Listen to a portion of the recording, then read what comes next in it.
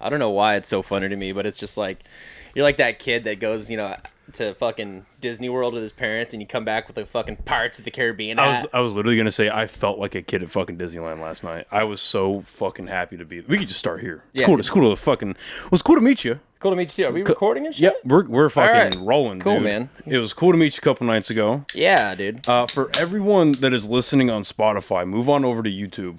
I'm sitting down with the fucking Albuquerque legend right now. And we are not in the studio. We are in his fucking camper in Austin, Texas. That's it, man. See, like, just saying that is so weird.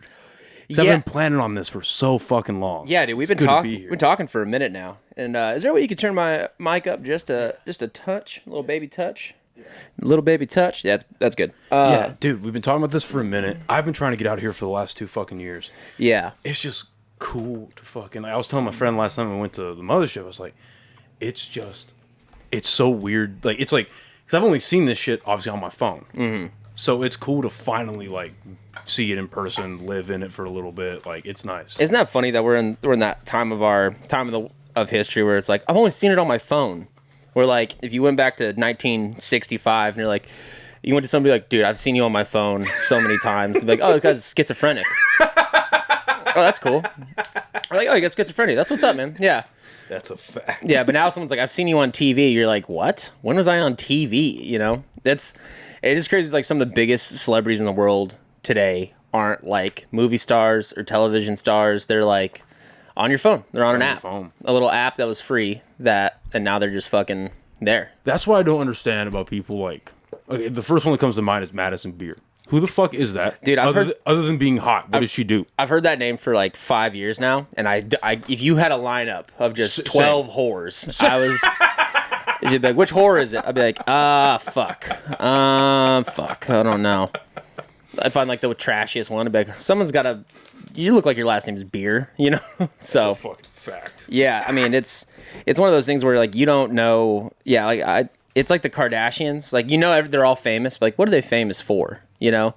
Being sluts. Like, that's their whole thing. They're hot, and they advertise themselves as, like, yeah, I will fuck you, middle-aged guy in your basement. Sure. If you just keep digesting all this nonsense, I'm gonna fuck you. Right. It's say what you want about that family, but Kris Jenner is a marketing fucking genius. She turned a 480p sex tape into a multi-billion-dollar company. Dude, if my mom was as good as a marketer, I'd be so famous right now. I mean, she's like, Mav, you sent what to who? It's okay. We can turn this to where this works for us. It's like at the end of Hot Tub Time Machine, where it's Lugal and all that shit. Yeah. We'd be going to Maverick's mothership and shit like that. Motley Lou and shit like that. Yeah, dude. Becomes the lead singer of Motley Crue. What a fucking guy, dude. That's awesome. But yeah, it's been cool being in Austin, dude. And just the show that I saw with you, and shout out to Allison, very nice. Yeah. Like, that show was a lot of fun. I'm not even a wine guy, and I found a good wine that I actually enjoyed there. It was a fun show to watch. Mm. And dude, and this is no shade to any of the other comics on that show, you had a very daunting task getting in front of those, maybe like 35 people, something like that. You had a very daunting task of resetting that room, and you did it fucking awesome. Dude, I gotta give a shout out to Albuquerque for that one, dude. Like, coming up and dude, I'm serious, man. Like, when I started in Albuquerque, I started in like 2016, and dude, it was just bar show, brewery show, fucking wherever we could set up a microphone and a speaker. Like, hey, we'll have a show here. I'm like, oh, this is like... It was so annoying to go out with comics in that early time, because we'd just be going to like a cafe or something like that, or like a coffee shop. They'd be like, we could have a mic here. We could probably do an open mic here. I'm like, dude, let's just drink this fucking Americano and go home. All right, dude, we don't need another fucking coffee shop open mic here. We need a goddamn comedy club. And and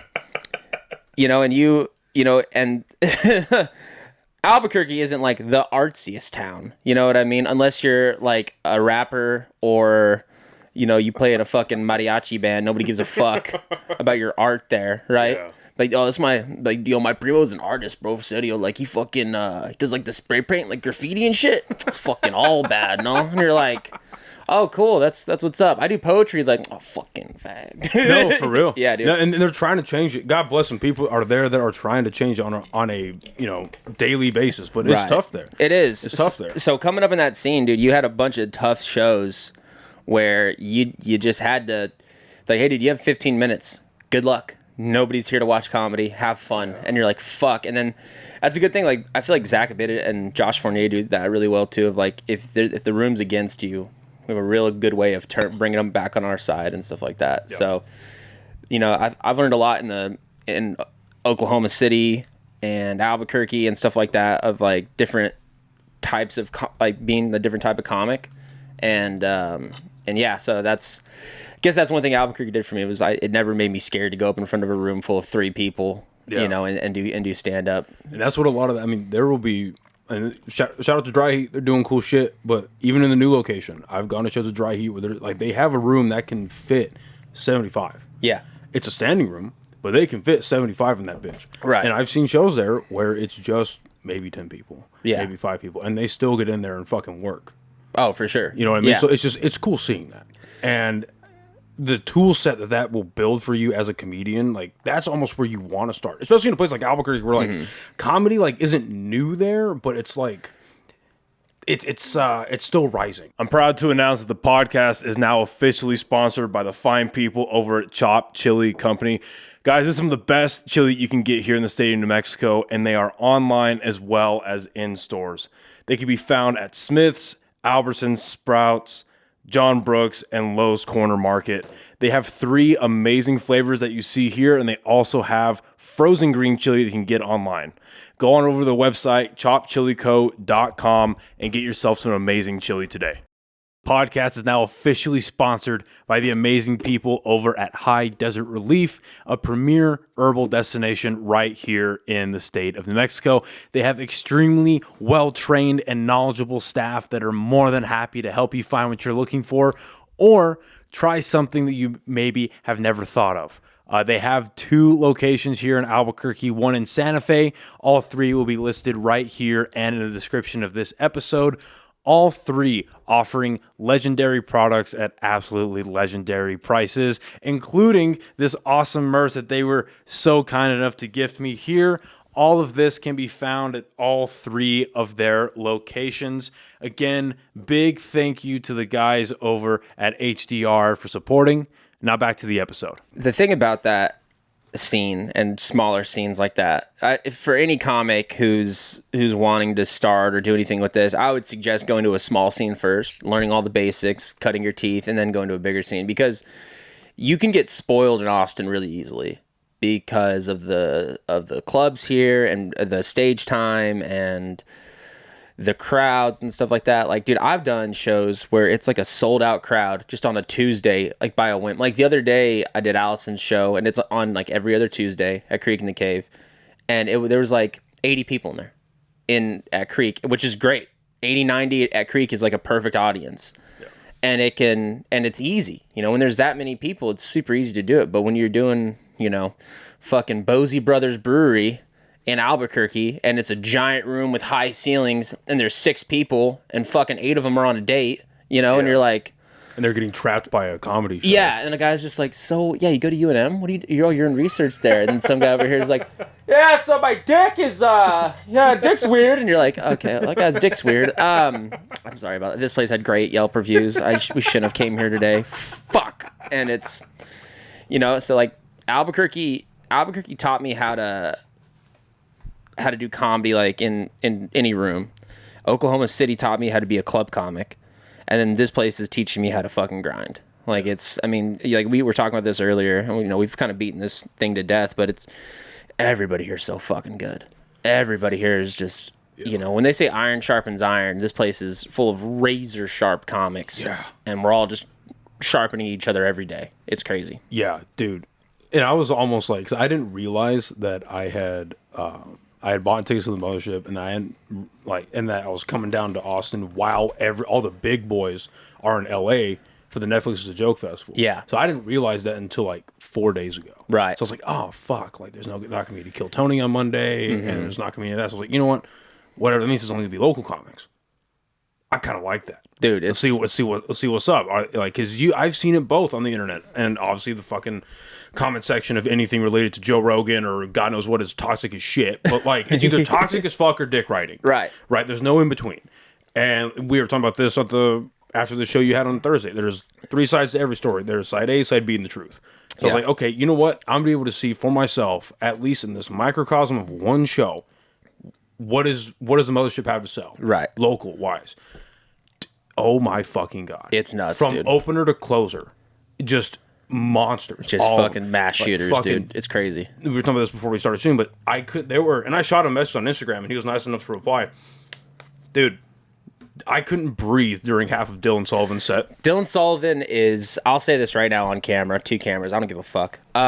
Dude, Dylan Sullivan is one of the nicest guys you're ever going to meet. One time I walked with him from like Sunset Strip to Creek in the Cave, and he was just the nicest, funniest guy you can ever want to be around. Super sweet dude. And then he gets on stage and he becomes a fucking monster. And he just, opens the trench coat, pulls out his Uzis from Kmart, just fucking, fucking Columbine. It's crazy. He did, I'm not going to give away any of his shit, but he did almost 5 minutes on drunk driving. Yeah. And I have been working on my puny little 45-second to 50-second drunk driving bit, and I'm watching him destroy. I'm like, fuck, that's how you do it. If you want to be humbled in this town, there's comics who talk about everything here. And I've done that so many times in this town where like I'll be driving, I'm like, oh, that's such a funny premise, and I'll write out a joke, or I'll get a joke together about it. I'll do it for a week, and then I'll see another comic do a joke, not the same but similar and better. Yeah, I had a joke about. He's been doing it for a few years, so I don't feel bad about And I know there's millions of people that watch this, so I don't want to burn it, but I have a. So when I was in the Navy, and I was going to like the police academy in the Navy, I had there's this thing they teach you called weapons retention, right? When you have a weapon in your holster, they teach you if somebody goes to grab it, how to retain your weapon, how to get away from it, and then how to, kind of make it safe again or whatever. And we used to play this game in A school called gun grab. And it was fun because we would just be like standing there in class, and we have like blue guns, like fake dummy guns in our holsters. Yeah. And if you got somebody's gun out of their holster, you won. So we got really good at taking, and like the holsters we had were double barrels, so there's a double safety. So you have to push down, thumb release, index release, and then pull your pistol out. And that's what a lot of cops have, is like double barrel or single barrel holsters. So we would just, walk up to somebody, and how you really do it is you take your forearm. And this is insane. This is going to get somebody killed one day. But how you do it is you take your forearm and you block your head and you put it in the middle of their back. And when they do that, you lean them forward so it exposes their holster a little bit, and then you can get into like the position where their hand normally is, and you can take their gun, and then with your free arm you create distance, and now you can so we should do that to each other all the time. Call it a gun grab. And we'd be standing there like, yeah, that's a gun grab. And you're like, ah, fuck!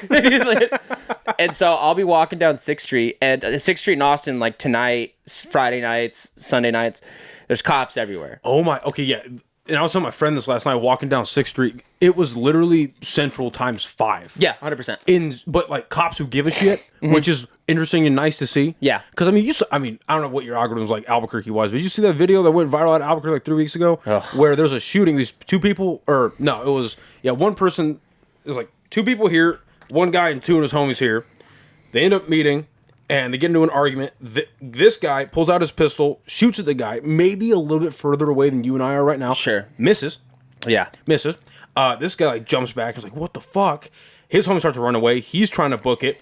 Guy who shot starts running. His buddy now pulls out his pistol and does one of these numbers. Just does a mag dump. Magged up while running away, not looking at it. Perfect. All in front of 3 cop cars. Hilarious. None of the cops do anything. There's like 250,000 people in Albuquerque and 6 cops, so I don't fucking blame them. Yeah. You know what I mean?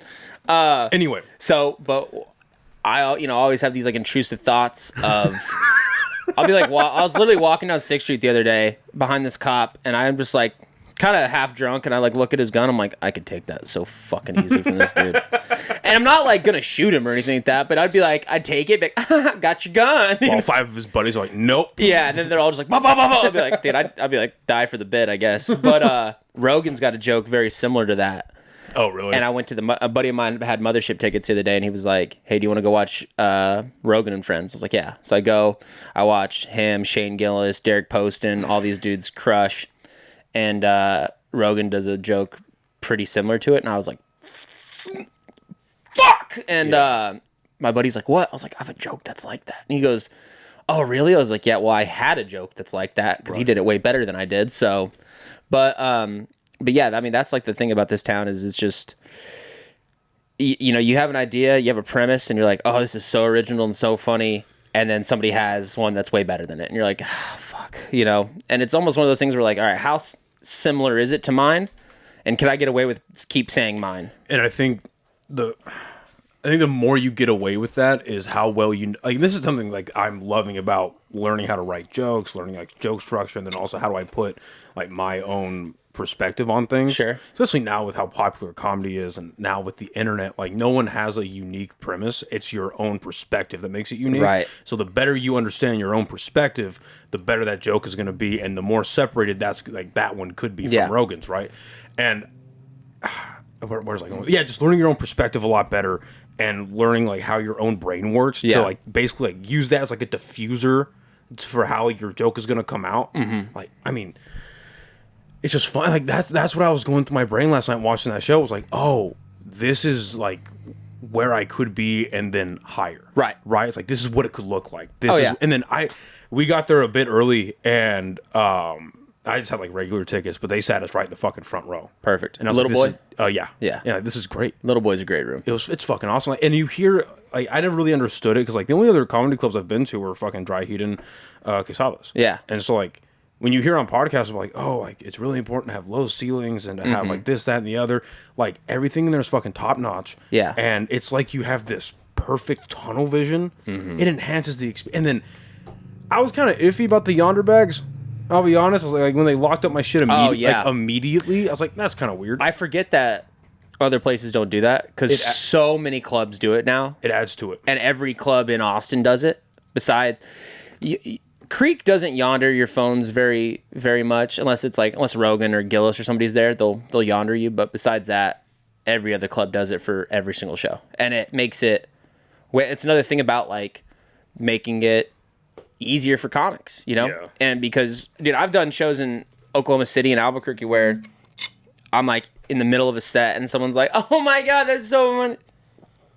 And I'm like, "Bitch, get off your phone. What are you doing?" You know? Right. And it's, so, I mean, yeah, this place is crazy. You know, what's funny? I told myself I want to go back to this, but when you were talking about that dude missing at this far with, you know, in that shooting in Albuquerque, there's a case study done of like two FBI agents or something like that, and somehow they got into a shooting in an elevator. Both of them dumped their mags, and both of them missed. Neither of them got hit in an elevator, just because you're so high stress. You're just fucking, you know, it's. Wait, two FBI agents were shooting at each other? I guess. I don't know. A buddy of mine told me the story. I don't know if it's true or not, but I heard a case study about two guys shooting at each other in an elevator. Both dumped their mags, and neither of them got hit. How awkward is that conversation afterwards? Yeah, it's just like, do we still want to? I'd be like, I got another one. Do you have another one? Want to go knives? Do you have I think are we just biting now? I have an extra pocket knife, dude. What if you just like, you know, you're waiting for your elevator and it's just like all you hear is like pop, pop, pop, pop, pop, pop, pop, pop, pop, pop, pop, pop, and then the doors opens and they're just fucking making out. You're like, what the fuck happened in there, dude? There's a king for everything. Yeah, dude, for real. So, were you doing comedy? So, okay, you grew up in a very small. I was listening to a podcast you did recently, and it's funny.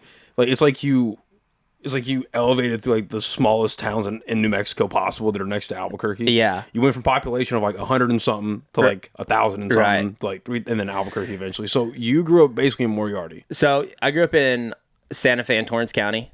So that's like the best way to describe it, because I grew up in a little town called Stanley. Mm-hmm. Stanley has a population of like 108.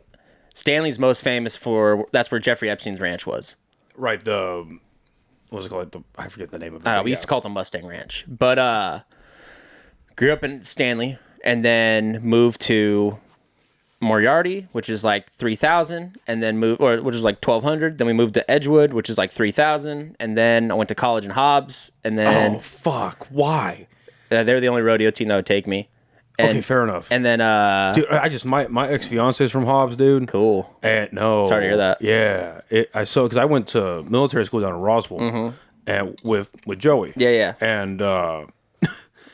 And so when her and I had met, I would take trips every fucking weekend down, because Hobbs is only like an hour and a half away. Yeah. Spent a lot of time in that poor little city. And Jesus, fuck me. sad little dude. The one bar there, I don't even know if it's still open anymore. Diamond Lil's. Yeah, that is the saddest watering hole. The first day of college, our boss was like, our rodeo coach was like, all right, guys, listen, there's one bar here in town. It's called Diamond Lil's, and somebody got stabbed at it last week. So I would avoid it. And we were like, let's go. We could go. We could go to Diamond Lil's. They'll serve us. We never did. We always went to like Portales to go party with like the Eastern rodeo team or Lubbock. Spent a lot of time at Wild West in Lubbock during my college months, you know. I only lasted like 9 months. I dropped out like 2 weeks before finals. I was like, fuck this place. And I just left. The only reason I have my associate's degree is because the military school forced me to stay there. Oh, Not yeah. forced me to stay there, but like forced me to focus. Right. And I liked being there. I Yeah. loved it very much. But like the fact it was like, hey, you can't just fuck around with your friends. You have to do like academics and shit too. Man. I dropped out of UNM 3 times. Nice, dude. Yeah. Dude, looking back on my time in the military, I enjoyed my time in the military. Like a lot of dudes are like, oh, it sucked. And I'm like, yeah, but like some it's good to have structure. It's good to have. How like, recently did you get out? I'm still technically in. Well, you're in like the IRR shit. But Yeah, like, yeah. when did you ETS? September of last year. So, because here's why I ask. Yeah, a lot of people while you're in, like, yeah, it sucks. And I was definitely one of those guys. Sure. Oh, yeah. Do you find yourself looking back on it kind of with rose-tinted glasses a little bit? You know, I don't miss the military. You know, there are things I like about it, of like the accountability, you know, because like when you work with comics, dude, it's literally like, hey, we're gonna start at 7. I'll see you whenever you get there. You know what I mean? Yeah. And it's one of those things of like when you work with people from the military, they're like, hey, we're gonna be there at 7. Like, cool, I'll see you at 6:45.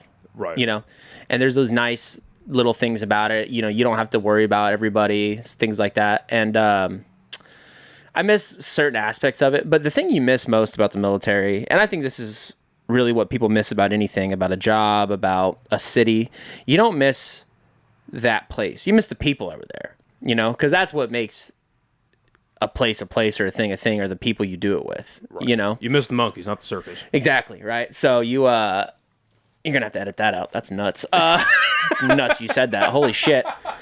But we good? So, but yeah, I look back at it of like my time of like, I got to do something pretty cool of like, I got to like serve my country. I met a lot of really good people, and I did some things that were, pretty cool or whatever. And then that's it. You know, I wasn't like a SEAL, never saw combat or anything like that. But, there's still that whole thing of, you know, if you suffer together, you grow together, you know? Yeah. And I think that's another thing about comedy is like, there's a reason Austin comics are like so close to each other is because it sucks. It sucks following your dreams. It's a bitch, and I fucking every fucking day I want to quit. It sucks so fucking bad. Kids, if you have a dream, just don't follow it. It's fucking not worth it. Super gay. It's gonna suck. You're gonna waste a lot of time. You're probably not gonna make it. It's so funny, dude. There's like a running thing of like, I have friends like Mike Eaton who will like look at each other. We'll be like, we're gonna be so famous, dude. We're gonna be so famous. And then I have another friend, Trey Pack. He goes, none of us are gonna make it. None of us are gonna make it. I have a theory, because the comedy's fucking exploded. Yeah. I think I saw something, I don't know how accurate this is, but like comedy sales or ticket sales for stand-up comedy shows in the last 3 years have gone up like 350 or something %. Yeah. Something ridiculous. And so many people are trying it out now. So many places. I mean, if so many places in Albuquerque are hosting open mics, I can't imagine what it's like in obviously bigger cities like Austin, so on and so forth. I have a theory that it's going to stay this way for the better part of 10 years. Yeah. Then it's going to start to level out again. Yeah, it's a bubble. And I think once that bubble pops, And people are like, yeah, I didn't make it. I didn't become Shane Gillis. I didn't become Andrew Schultz. Why am I not selling out the MGM or whatever the fuck, right? Right. I think once that bubble pops, people that are still doing it, I think the skyrocketing that's of like people who are like phenomenal that just didn't get their shot yet. That's just gonna. How I look at it is like it's like fighting, like training for a fight. You know, like so. Let's say you have an MMA fight, you know, coming up or whatever, and you have an MMA fight in 10 years. You have all that time to train Muay Thai, Jiu-Jitsu, fucking wrestling, Greco, boxing, all that stuff, right? But if you have a fight tomorrow, and you've only been in you've only gone bodies with somebody in the fucking middle school bathroom. Hell yeah, Albuquerque reference. And, what's up, bro? You want to go bodies or what? Dude, fucking going bodies in middle school and high school sucked. Because you couldn't back down. You couldn't be a bitch. Someone's like, you want to go bodies? And you're like, fucking, let's go, dog. Let's go. Like, meet me in the shitter. Meet me in the bathroom, bro. Fucking scrap right now, dog. You're like, all right, fuck. That is a term I have not heard in years. What? Going bodies. Going bodies? You want to go bodies or what, dude? Fuck me. God, our state's crazy. Anyway, I can't say that to a kid from Ohio. You know what I mean? Like, hey, you want to go bodies? They're like, no, what? What are you talking about? But Ohio, I like it on my lower back. What are you talking about? yeah, bodies? right. Hey, wait a minute. Gay. But you know, it's one of those things of like you're learning all these skills to be a Gillis or a Schultz or whatever you want to say. But it's those guys. When those guys hit, there's a reason they kept going is because they had the skill set and the level, you know, and the ability to keep going once they got their opportunity, you know, like, you know, if you gave an open mic, like that's why Kill Tony's kind of funny to me because, you know, you could write the fuck out of a 1 minute joke. You can write a 1 minute joke and crush, and they're like, come back next week, and you're like, it took me 6 months to write that 1 minute joke. Right. What am I going to do next week? But then you have these fucking anomalies like Cam Patterson. I know everyone's saying that he's fucking amazing, and as far as I'm concerned, they're right. Yeah. And all the, not just from you, but just all of the second and third hand stories that I've heard about his longer sets. Yeah. Like Cam does something really well that a lot of comics don't do very good. Cam doesn't get in his own way. Cam doesn't. You know, I've known Cam since he moved here. Me and him I'm happy to call him like a good friend. Shout out to the Cam and the Whites, very funny. Shout out to Cam and the Whites. And you know, a lot of comics will it gets to them a little bit. You know, the fame or the whatever. And it's gotten to me a little bit sometimes. Like when I was in Oklahoma City and I was doing really, really good, like better than most comics there. You let it get to you a little bit, right? Because you're like, oh, cool, it's finally starting to pay off. But Cam, you know, I don't know if it's something he's doing on purpose or what, but he does a great thing of he's just Cam Patterson, you know, and he just keeps going. He's going to be as funny as he was a year ago as he was today because that's him. That's like, right. You know, when he tells a story like that, Cam has just told me the fucking funniest goddamn stories ever. Just like this, just talking. He's like, man, one time my cousin was in prison. I can't tell the story because I don't know if he was going to use it as a joke, but he told me this story about his cousin in prison, and it was literally one of the funniest things. And the thing is it came out of his mouth polished like a diamond. Like it had fucking punches and tags and callbacks and shit like that. And I was like, you know, and you meet dudes like that, and you're like, oh yeah, you got it. You know, there's like that thing in like the industry of like, you have it, or, oh, you're going to, whatever. How teachable do you think that is? It's like, if you had like a meter, right, of like 100%. Yeah. What percentage of that is natural, and then how much of that can you actually teach? Oh, you can be learned. You can, I mean, you can teach it probably. You can teach anybody anything, I guess, but it's just your road's going to be so much longer than it should, you know, not that it should be, but it's just going to be so much longer because like, you know, I think you could teach anybody to write a joke, right? It's a scientific method. There's literally books on how to write jokes about whatever, right? It's like A plus B plus C equals a joke, right? A person doing something with a twist or a whatever equals a joke, you know? But comfortability on stage and stage presence and all that stuff, that's stuff that it can be learned, right? Over time, you get more comfortable on stage and things like that. But it's something that's like, if you're gonna try to teach it, it's gonna be really hard. And if you already naturally have it, cool. Now you just got to worry about joke writing. Right. It's the conduit through which that joke is coming through. Yeah. Like you could be a great singer, but if you have stage fright, no one's gonna fucking know about it. Right. You know. But if you're somebody who's got really good stage presence, you're not that great of a singer, you can give them vocal lessons. Yeah. You can learn to become a good singer, learn to become a good comic. But if you're like awkward on stage, or you're just like looking down at the mic, like, you know, and then sometimes your jokes just shine through. Like, fucking, goddamn, what's his name? He was like, I used to do drugs. I still do, but I used to too. What's his name? This is gonna fucking kill me. Died of a heroin overdose. Not Doug Stanhope.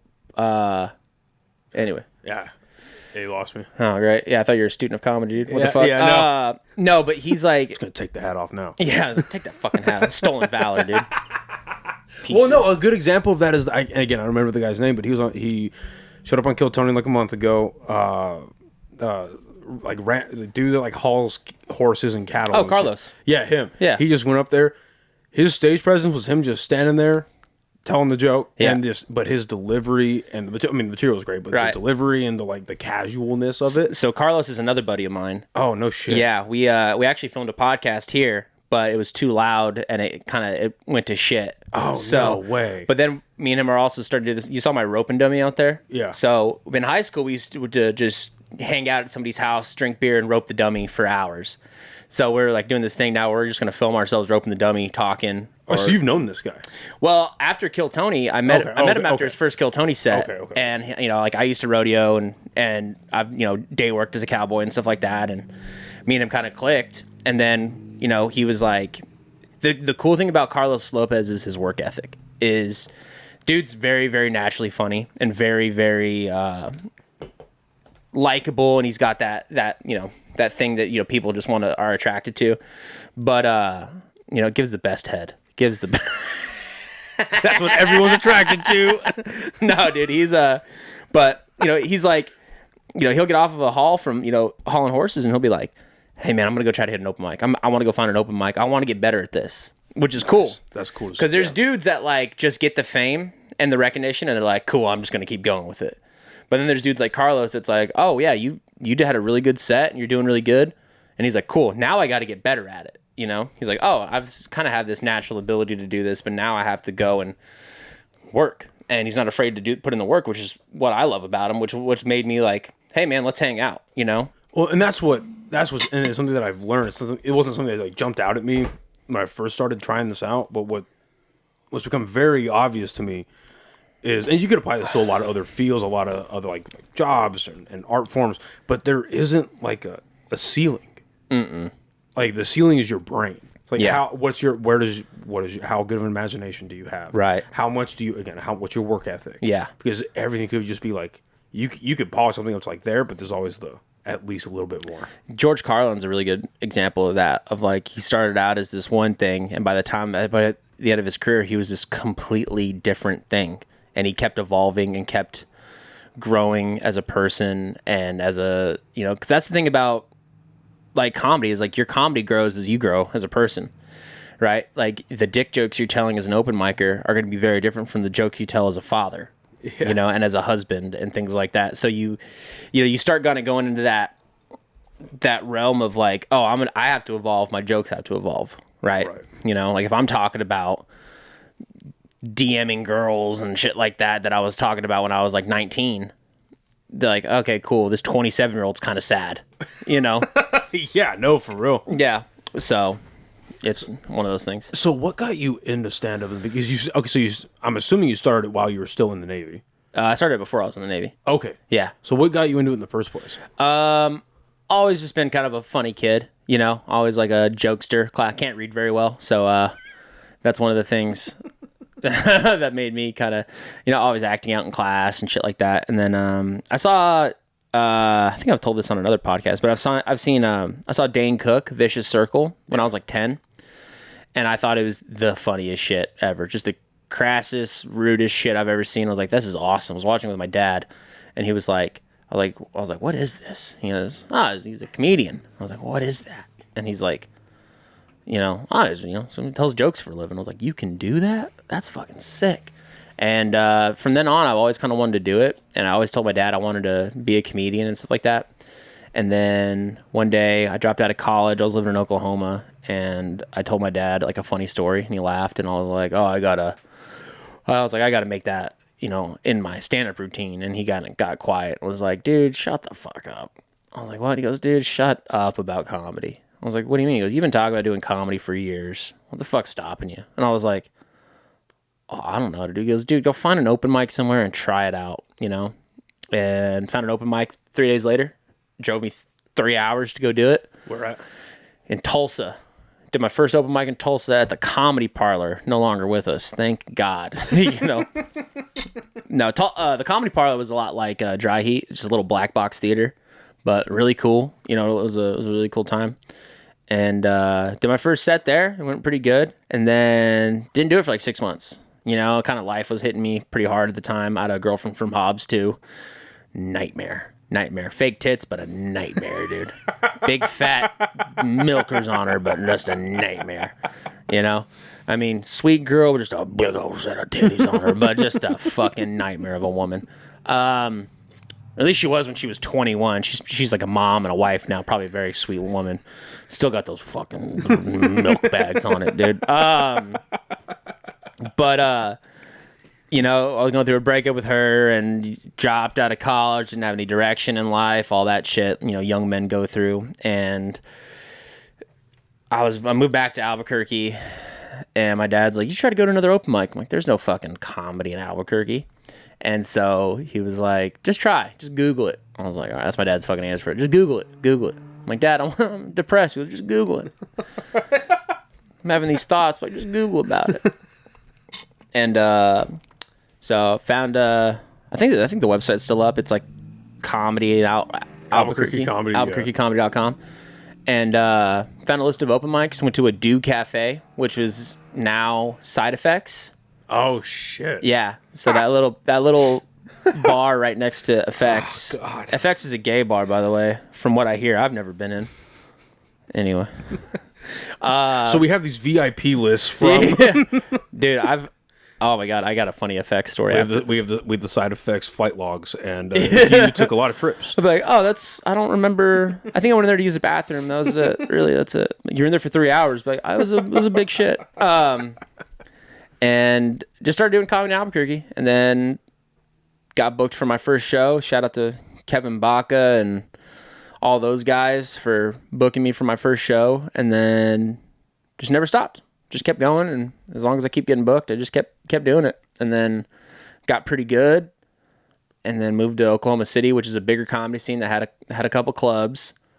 Was there for 3 years, and then I was like, well, I'm starting to get to that point in my life where I either need to start having kids and starting a family, or chase this dream before I do that. How old were you at this point?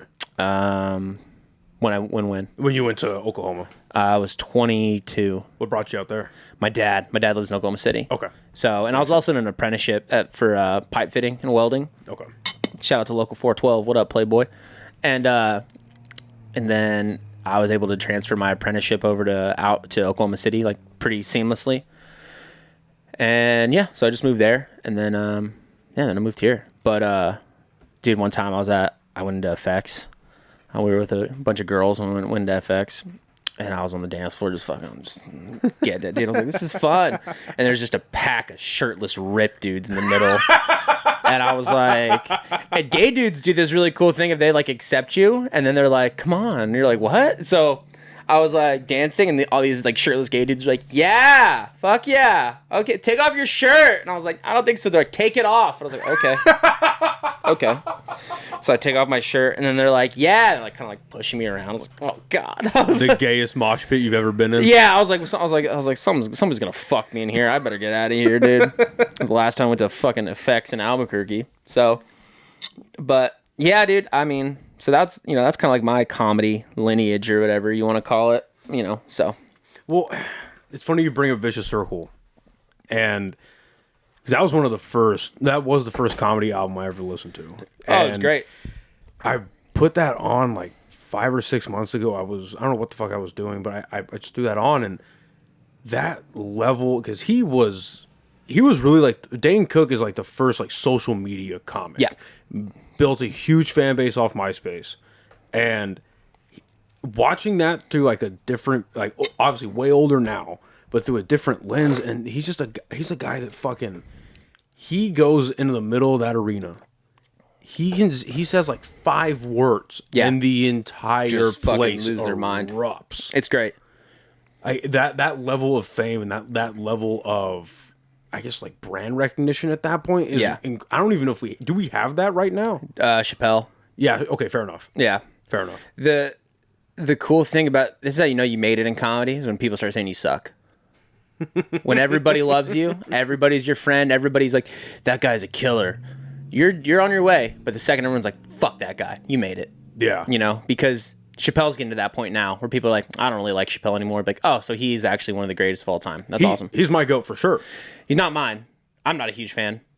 You know what you did, David. No, I mean, it's just, he's doing, I mean. So who's yours, like, of all time? Of all time? Yeah. Ooh, that's a hard one. Because I think it's important to ask that question in two different pathways. There's of all time and there's working right now. So of all time, probably Pryor. Okay. Richard Pryor's probably like my favorite. Just his movies, his specials. You know, any dude that does freebase cocaine, I'm like, hell yeah, that's what's up. Working right now is Sam Talent for sure. Yeah. I got to see Sam. I'm trying to have an inside joke with Sam Talent right now. It's not going very well. We know a lot of the same people because he's a Denver guy. You know, when I was about to move here, I was going to move to either Austin, Texas, Denver, Colorado, or Nashville. So I want like Nashville because a lot of comics were living there, right? Like I was doing shows with Josh Wolf at the time, and he was based out of Nashville at the time, right? And then Theo Vaughn was in Nashville, and Zanies was in Nashville, which is one of my favorite clubs I've ever performed at. And so I was either going to move there or to Denver. And Sam Talent's the reason I wanted to move to Denver. Because Denver, I'll say this, like, Austin's got great comics, but dude, Denver's got the sharpest fucking writers you've ever met. Like, I will put Denver writing up against Austin comedy. This is a pretty big crowd work town. So I'll put fucking any Denver writer up against any Austin crowd worker any day of the week. You are not the first person to tell me that, and that's I'm trying to do a trip every quarter this year, and I couldn't do it the first quarter because I was moving in a new spot, and it was fucking expensive. But my next trip is going to be Denver. Denver's great, dude. Hit up Sammy Anzer, hit up all those guys. Yeah, he's cool. He popped into Dry Heat about 2-3 months ago. Yeah, he's awesome. Sammy's a killer. He came here, me and him hung out, and he's one of my really good buddies. That dude is his. I've written with other comics before, like, you know, someone's like, hey, let's write together. Like, all right, cool. And it's usually like, what are you working on? This is what I'm working on. Do you have a way to punch it up? But Sammy is like, how does that make you feel as a person? What made you think that? What do you think in your childhood made you do? And it like psychoanalyzes you. Just goes so deep. And I'm like, I don't know. I don't know, Sammy. Like when I was working on this joke where I'm talking about like, I hate the alpha male culture because it's bullshit to me, you know? I mean, and the tags I was working on is like, you're not an alpha male if you have AAA. A guy's like, listen, bro, my chick likes me because I'm a fucking alpha, okay? I walk in the room and I command everybody's respect. I'm unapologetically manly, okay? I deadlift 405. I'm like, dude, you have AAA. You use AAA, brother. What are you talking about? You have 6 moisturizers for your face. The fuck you doing right now, dog? You have life insurance, you pussy. Yeah. You're gonna die? I'm like, dude, brother, you're in finance. You're good with numbers, dude. What the fuck you talking about, bro? I've worked industrial construction for 10 fucking years. I'm 27. I look 35. The fuck you talking about? You're an alpha male, bro. You know the cool thing about lions? They never have to tell anybody they're a fucking lion, okay? You piece of shit. And that's like it's just such a funny culture to me because it's a group of dudes who didn't grow up manly and then they got into jiu-jitsu and fucking keto, and then they think that's what makes him a fucking man. I'm like, bro, my dad worked 3 fucking jobs for 20 years and didn't complain one goddamn time. That's a man, okay? You bump into a dude's fucking shoulder at a bar and you want him to apologize to you? No, dude, you're an entitled bitch. What are you talking about? Yeah, you know? It's the, maybe this is how, you know. I got real there for a second. No, it's real shit. Blacked out for a second. The best like analogy I have for that is there's an episode of SpongeBob. It's the Band Geeks episode.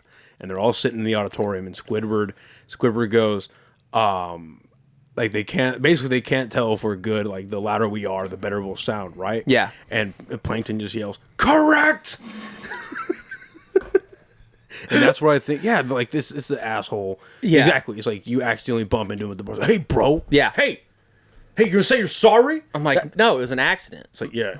Yeah, but sorry. Cool. Can we go on? Billy's has really narrow hallways. What do you want from me? And they're like, all right, cool. Sorry, my bad. And if a dude wants to start a fight over a shoulder bump, I'm like, dude, you don't have a father. Oh, you're fatherless. That's cool, man. No, it's cool, dude. You're raised by women. That's fine. Yeah, get emotional about stupid shit. Go ahead. No. You know what else is that? Women. You fucking pussy. What are you doing, dude? So why? Okay, so I mean, can you hand me one of those cans of snuff over there? It don't matter which one. Yeah. So there's I mean, I feel like there's obvious answers to this, but since we're on it, why do you think then there is this huge, I wouldn't even say subculture, like there's this huge, damn, what a fucking man, does not use his nails to open it, he uses a fucking knife to open his can of chew. Buck 112, dog. So why do you think there's such a presence right now on the internet and such a space for people like Andrew Tate and like because it's because we've been fed. And listen, before I say this, I dropped out of junior college. All right, I weld and tell dick jokes for a living. I don't think I'm anybody to talk about the climate of our social society or whatever. But for the last, well, aren't you? We'll think about you. You're somebody you work a blue collar job. Yeah. And on the side, you do leather work. Yeah. In your fucking camper, and I gotta say, man, the pieces you've shown me, that belt that you're working on, and the wallet you made is fucking, like, I'd buy that. Oh, thanks, man. It's dope. Like, like not like gassing you up or anything. Like, it's dope. Oh, like, legitimately good, like, leather work. Now, granted, it's also coming from somebody who has a Batman wallet, so what are you gonna do? I'll make you a Batman wallet. I don't give a fuck, dude. My point is, though, is like, that is a good cross-section of America. You're a blue-collar worker. Yeah. You're in your late 20s, and you have a passion you're going for. Sure. So here's the thing. Like, are you asking, like, why that alpha male culture is so popular right now? Like, why is it so popular? Well, we could start like big and work our way in. Start with like, why does it exist in the first place? Why does it have the following that it has, and should it be here? Listen, I'm gonna break this down for you, okay? The reason our fathers and grandfathers were so tough is because they all had PTSD from war. Okay, our grandfathers fought in Vietnam and their fathers fought in World War II. And when they came back home, they went from killing motherfuckers every day for 5 years and fighting for something and a cause to mowing their lawns once a week and having beers at the Moose Lodge, okay? And they made them into these stoic figures who can't talk to their wife about, about the Battle of the Bulge or about watching their best friends from childhood die in a parachuting accident or something like that. And then our grandfathers went to Vietnam, these dudes that just wanted to work, just wanted to fucking get this fly out of here. Just wanted to work, just wanted to do this. And then they got shipped overseas to do terrible things to people who, I'm not a political analyst. I don't know anything like this, but Vietnam was an L. Yeah, sure. Vietnam was an L. We withdrew. It was the first time we ever withdrew from something like that, And then we came back to this culture of like, don't talk about it, right? So these men they were just like us, but they couldn't talk about it, right? There wasn't a space for them to talk about their PTSD and their, trauma and shit and the stuff they saw, right? You went from being a farm kid who's trying to ask Susie May out to the sock hop to running a fucking BAR on Normandy. You know what I mean? You went from this kid who's over here like, I'm coming, Mom. I'm just milking the cows before church to fucking like, duke, just killing fucking Nazis, And that changes a man. It really does, right? So, and then they raised our grandfathers who didn't get hugged, didn't get anything like that, right? Then they raised our grandfathers raised our fathers who didn't get hugged or anything like that. And our fathers raised us. And us as men, like, my dad tells me he loves me all the time, right? But I also shook my dad's hand the other day and he told me I have soft hands, which is the craziest. Like, Phil, like, fucking, it's just, My dad was like, your hands are getting soft. You need to go back to work. I was like, holy shit. Yeah, so for people on Spotify, I just shook a real man's hand, and before I came to this podcast today, I put beard balm in my beard. Nice. So, you know, that this is the cross-section of America that's having a conversation. So, right, raised by a woman, has a father. So here, I can tell. No, I'm just kidding. Yeah, well, you know. Sick Spider-Man tattoo, dude. There we go. There it is. I was waiting for it. There it is. No, but it's one of those things of like, you know, we grew up, and then we got lucky enough to be raised in a culture where it's okay to talk about being sad and having trauma and all of this shit, and that's fine. I think that's a very necessary thing. I think. Is it though? Listen, don't complain about it. Here's why I ask though. Here's why I ask. Should you keep 110% of your stuff bottled up? No, not at all. No. Like that's how you get, again, you were talking about a little bit earlier, emotional outbursts. Right. That's how you get people that are Yeah. school shooters, mass shooters, 100%. rapists. You Yeah. know, that's how you get that, right? And there's a lot of other factors in that, but I think that's a key one, right? Yeah. I think it's good that we went from a culture of where you can't talk to anybody about it. Our dads, our grandfathers couldn't talk to anybody about anything. Yeah. About war, about their wives, about anything like that. So it came out in other ways, right? Came out in drinking, came out in beating their kids, beating their wives, came out in this reckless behavior. And now, listen, I don't think everybody, like, I don't talk about my feelings a lot. I like to, because A, I don't want to put that on anybody else, but B, it's like, I think you should handle your own shit, but also if you need help, there are now resources for men to reach out, which is great, which I think that's awesome. That's good that we have those assets and stuff like that. But there's like a psychological study that's like, the more you talk about your problems, the bigger they get, which is because if you keep bringing up that old trauma, you keep reliving it. Well, and there's also that thing where if you can think yourself into being sick. Sure. Yeah. You can literally think yourself into being, which is a crazy thing, like the power of the brain. It's insane. But then the reason I asked this question, though, was like, you're right. It's good that we live in a culture now where there's like professional ways to work out your shit, right? Right. On the other hand, it's all, and I get it, there's that saying where it's the worst thing that's ever happened to you is the worst thing that's ever happened to you. Yeah. And I think there is a place for that. But on the other hand, I think there's too much of talking about it and not enough of like, okay, yes, what happened to you was tough, man. You gotta fucking get over it. But here's the thing is like, you can now not only talk about it, but now they can give you resources too. Like, hey man, listen, you're going through some shit. You need to go work out. You need to go for a walk. You need to go do some other shit, right? To where as a dude, you know, the shit that I've gone through, the shit that my buddies have gone through, where you're like, yeah, let's talk about it. All right, cool. You feel better about it? Cool. Let's go shoot our bows. Let's go work out. Let's go do something, right? And now we live in a society where I'm not ostracized because I talked about my depression, or I'm not ostracized or called a pussy or something like that for talking about a very real human thing. But also I do believe in people feeling sorry for themselves. I do believe in people like, you know, like I'll listen to a buddy for, you know, 2 or 3 times talking about the same shit. But after the third time, I'm like, all right, bro, listen, what are you doing about it? Yeah. What are you doing about it? Yep. You know? So that's good that we have that resource. But also I think this whole quote unquote alpha male, you know, culture thing comes from, it's like, everything's like a balance, right? So everybody was talking about extreme femininity. Now there's going to be extreme masculinity, right? So for every super woke feminist out there's going to be a super toxic male, because I do believe there is such thing as toxic masculinity, and it's not just being a man. I mean, being a man's cool, that's fine, you know, it is what you are, be you, right? But that dude that like that toxic masculinity shit of like, oh, you write poetry, what a fucking bitch, you know what I mean? Like that's, I mean, I'm like, all right, dude, the fuck are you talking about? You know, what do you do that's interesting, or besides work out and fucking bet on sports? You know what I'm talking about? I'm like, you're a cog in the machine, dude. You don't add to anything, you know? And it's every one of those guys thinks they're Pat McAfee. Mm-hmm. Yeah, dude. Every finance bro thinks they have the fucking market cracked. Oh, I know exactly what it does. I got it by the balls, bitch. No, you fucking don't. You know what I mean? Like it. You know, there's, you know, it's a spectrum of doing just the right amount and doing way too much. You know what I mean? Like, dude, I hunt, I fish, I shoot archery, I shoot guns, I do leather work, all this stuff, like all these stuff that are considered super masculine and super, you know, like manly things. But also, dude, I like poetry. I think poetry is really cool, you know, or I like movies, and not just like Kill Bill, but also like these, you know, like cinema or whatever you would want to call it. Like there's ways to be super manly without being a fucking douchebag about it, right? If I bump into somebody, I'm going to give them the respect of being like, hey man, I'm sorry. That was an accident, you know? I'm not going to start a fight in a bar because I spilled a drink on somebody, you know? Like the other day I was in a bar and I spilled a drink on a dude. And I was like, I am so sorry. Excuse me. That's my bad. Let me buy you another drink or whatever, right? Like, because there is a baseline level of respect you should give to everybody. And then these fucking these like fucking like, I'm an alpha male, like all this shit. Like, You have to earn my respect. yeah. Like, no, I'm like, dude. bro, if I have to earn your respect, I don't want that shit. Get the fuck away from me. You know? It's like, and it, you know, a lot of that stuff comes from like working in trades. Like, there's a baseline level of respect you give to another tradesman and another man, like doing this like extremely hard work.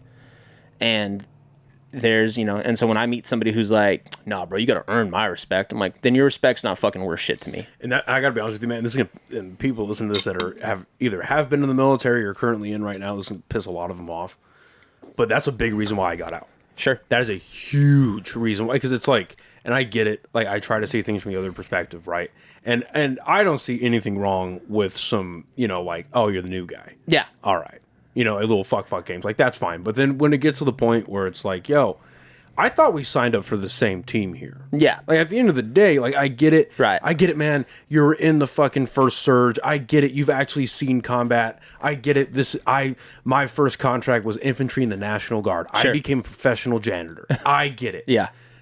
But on the other hand, Right. let's be liberal with it and say for the 25 days out of the month where you don't have a fucking E6 rank on you, an E7 rank on you, and you're just a dude. Aren't we just dudes? Exactly. Like what are we doing here? There's a weird toxicity about the military in general, about like a very us versus them mentality, right? Experience versus non-experience. Experience versus non-experience. You know, MOSs and ratings over, you know, other MOS. Like, I was a fucking MP. I was the most hated job of the military, right? But also, it's like, it makes you think about it in a different aspect. I'm like, oh, cool. Without MPs, anybody can get on base. Fucking sexual assault and all that stuff can go rampant, right? You know, shootings and things like that, like, couldn't happen more. You know what I mean? Like, if you're an infantry guy on Bragg, you're not walking around with your M4. You know, you like it's so if an active shooter comes on, the infantry dudes, no, it's the fucking the MP that you've been calling a fucking Blue Falcon for 6 months is the guy that's going to take a bullet for you, you know? And then like, you know, when I first got in, it was I had a senior chief in A school who really kind of he just gave us one fucking speech, and all that shit got out of me. All that shit of like, oh, fuck these dudes. Oh, you know, I'm better than them, right? We were standing there at the end of the day waiting to get dismissed, and we're all in formation, and one class is coming back, and they're marching to cadence.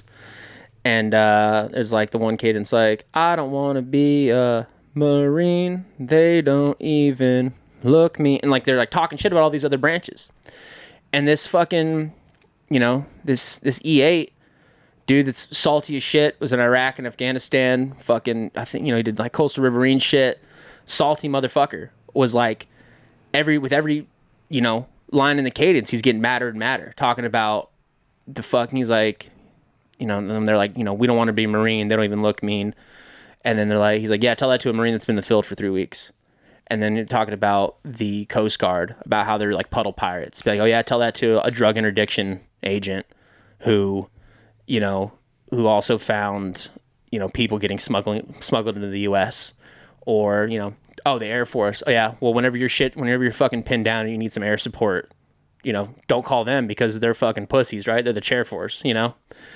And then like, you know, in the Navy, be like, oh yeah, well, okay, with the guys on Guadalcanal, the guys on Iwo Jima, oh, well, they're gay, right? You don't want their fucking, you don't want their artillery from their fucking ships, right? You don't want that. Fucking gay. Yeah, right. So, like, that's the thing, dude. Is like, is, you know, there's a saying like bullets don't fly without supply.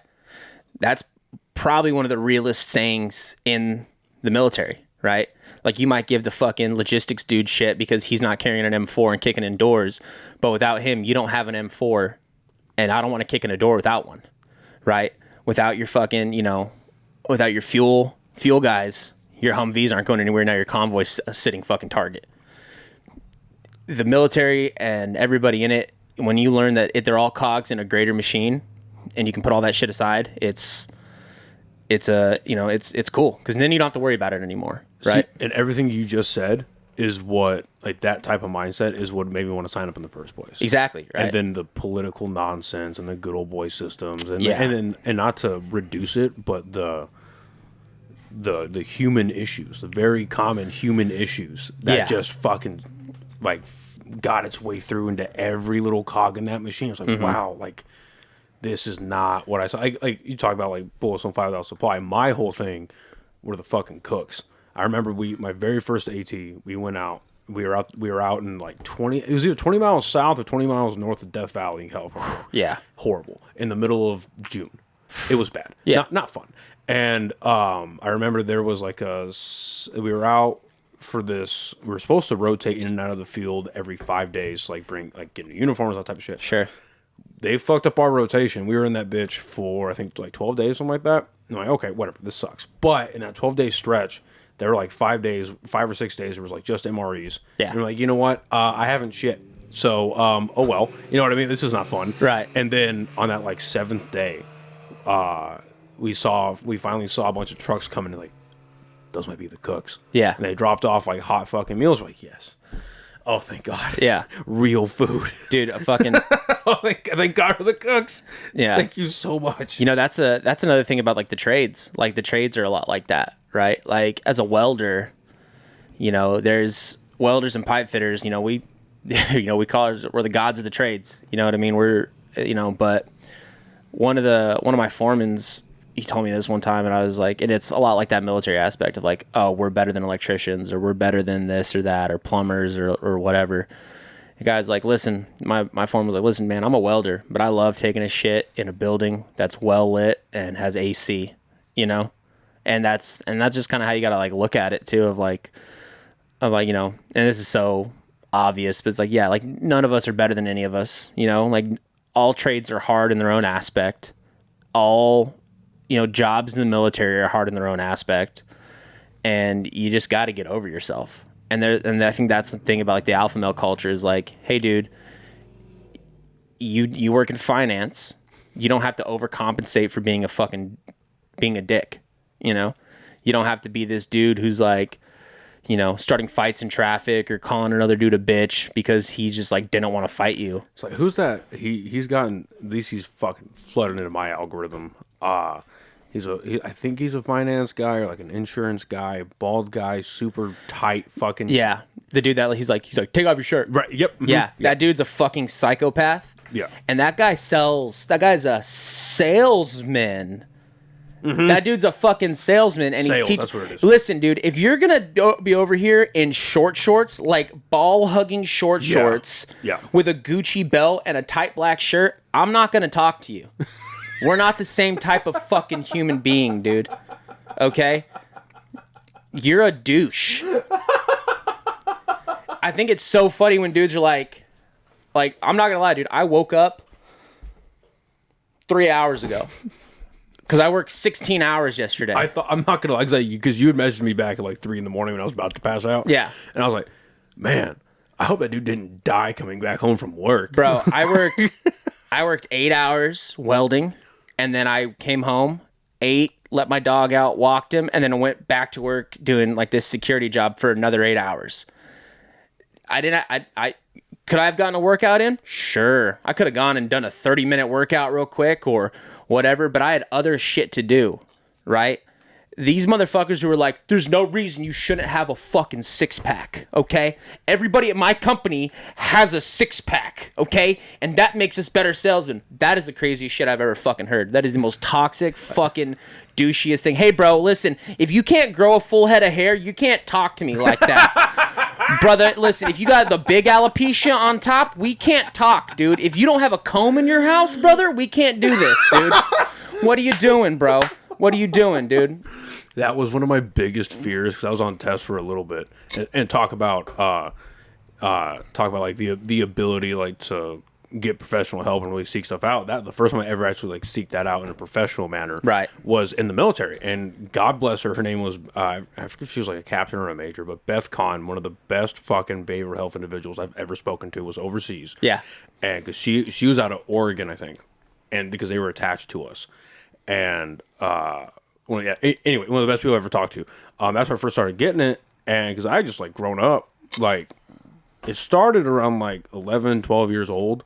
Was just every day suicidal thoughts. Like that was like the go-to, like the most minor inconvenience, like real, like actual issues in life. Yeah, like I could just like die. That'd be cool. Yeah, right. I just thought it was normal. And then talking to some professionals, like, oh, that's not normal. And the long story short of it turned out that I had extremely low testosterone. Oh yeah, like it was funny. When I finally came back, and like I came back during the pandemic, so like hospital situations were weird. But I finally got my blood drawn and shit. And when I got my blood drawn, it was right after I had done a physique competition, so I was extremely healthy. Sure, extremely good diet, working out, every fucking day, sometimes twice a day. Yeah, well, most of the time twice a day. My rest day was only once a day, and so very healthy, clean diet, no booze, wasn't smoking at the time, nothing, and my testosterone levels came back at 218. I don't know anything about this. So for people listening, and I guess for you as well. So dudes, because you're 27. Yeah. Okay. So dudes in our age, at the time, I was 23, I think. Yeah. 23, 24. Dudes in our age range that are even moderately healthy, we should be anywhere between 600 to 900 nanograms per deciliter. Okay. That's where you should be at, right? Yeah. And then once you get up like past 1100 into the 1200 range, that's called super therapeutic levels, right? That's like, oh, hey, what's type of secret sauce you taking? Huh? Yeah. You know, it's like that type of stuff. Right. So they took my levels and they're like, and they had like screened me 3 fucking times afterwards, like verbally, like, hey man, because it got to the point like at the 3rd or 4th time, they're like, hey, listen, if you take opiates, like you're not going to get arrested. You're not like, we need to know. I'm like, I'm clean. Yeah. So I guess opiates really tank your fucking test. Yeah. And they were like, you were at 225, 218. Come back in 3 weeks, and we're going to do this again. I came back, it dropped down to 185. Damn. And they were like, hey man, that's when they gave me the talk. Like, hey man, if you are taking drugs, we want to help you. And I was like, right. I'm clean. Yeah. I've never taken opiates. I promise.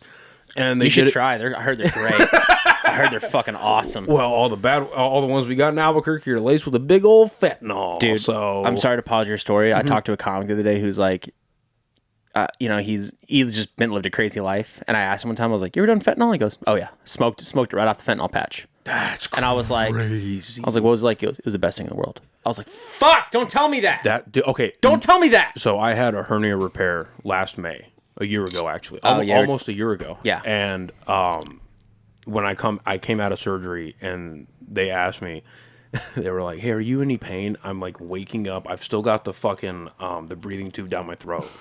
And I was like 10 out of 10. I was like, Yeah. And they're like, okay, we're going to give you fentanyl. And I freaked the fuck out. I was like, what? By the time my brain even registered the word fentanyl, they had already put it in my IV. Fuck yeah. And dude, literally every single inkling of pain, gone. That's awesome. I was on cloud fucking. It's insane. Awesome. Yeah. Yeah. Fentanyl's great. Yeah. That's okay. Here's the thing about people are like, fentanyl kills. Fuck fentanyl. I'll be like, no, fentanyl's awesome. Fentanyl can take you out of the worst pain ever, right? Same thing with like, people are like, cocaine's terrible. Yeah, but lidocaine's awesome.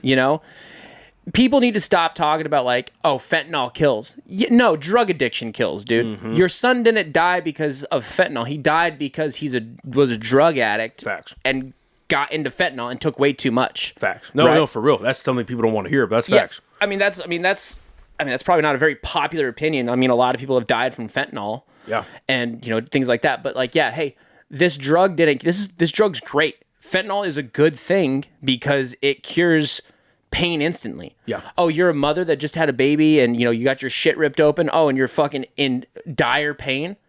Yeah, we're gonna give you a little bit of fentanyl. 100 nanograms or 100 like micrograms. Micrograms. 100 micrograms. Yeah, dude, that's how it's measured. So yeah, insane. it's like, dude, people are so quick to be like, we need to get rid of fentanyl. Like, no, dude, you want fentanyl, you want morphine, you want these things. You just don't need a drug culture and a fucking pharmaceutical culture that pushes it because they get kickbacks from the pharmaceutical companies. Exactly. You know? And it's like a buddy of mine, we became real close friends. I still go to the gym, but he owned a gym in Albuquerque.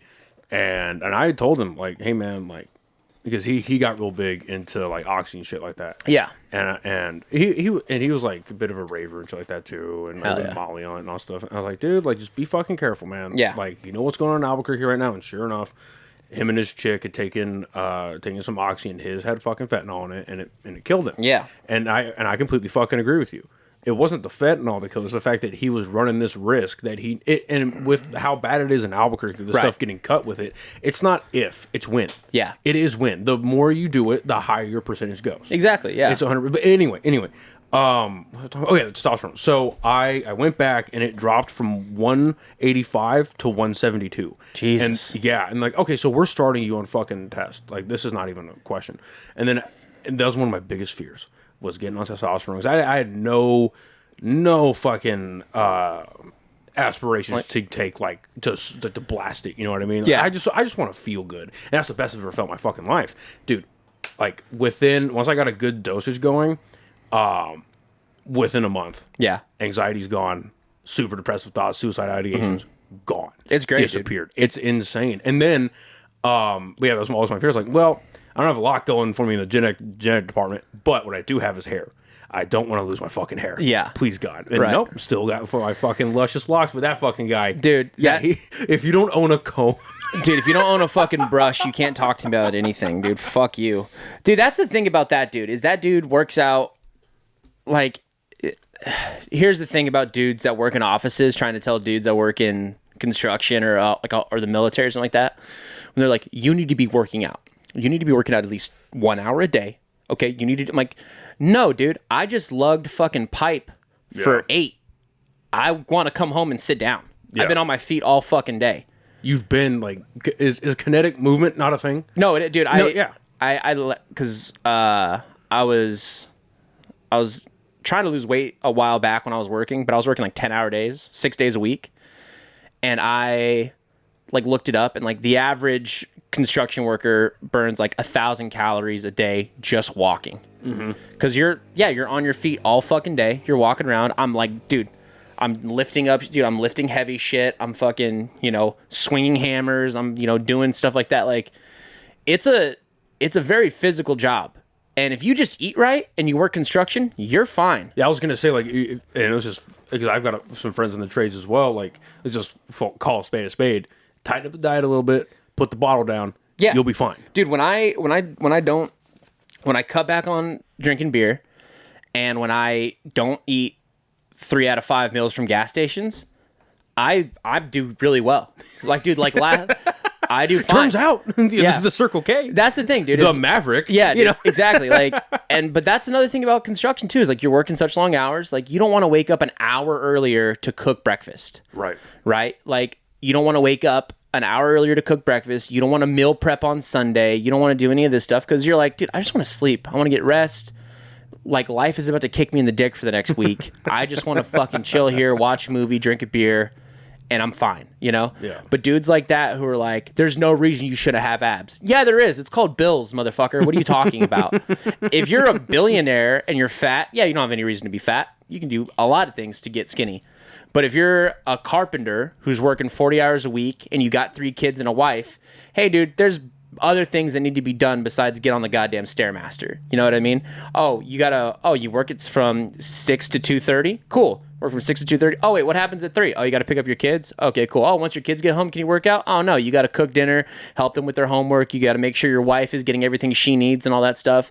And then you got to shower and go to bed. And then you got to start all over the next day. So these motherfuckers who are like, everybody in my company has a 6-pack. If you don't have a 6-pack, you don't work for me. I don't want to work for you then, dude. You sound like a fucking shit boss. If my boss isn't worried about my performance or anything like that, and he's worried about my physique, yeah, you're not a good leader. right? Instead of being like, you need to do this, instead of being like, hey, what could I do to help you? Hey, man, I got a buddy who's a personal trainer. He'll work with you with your schedule. We're going to get you to where you need to be to get healthy for this company. That's leadership, right? This dude who's like, you know, wears fucking super tight shirts.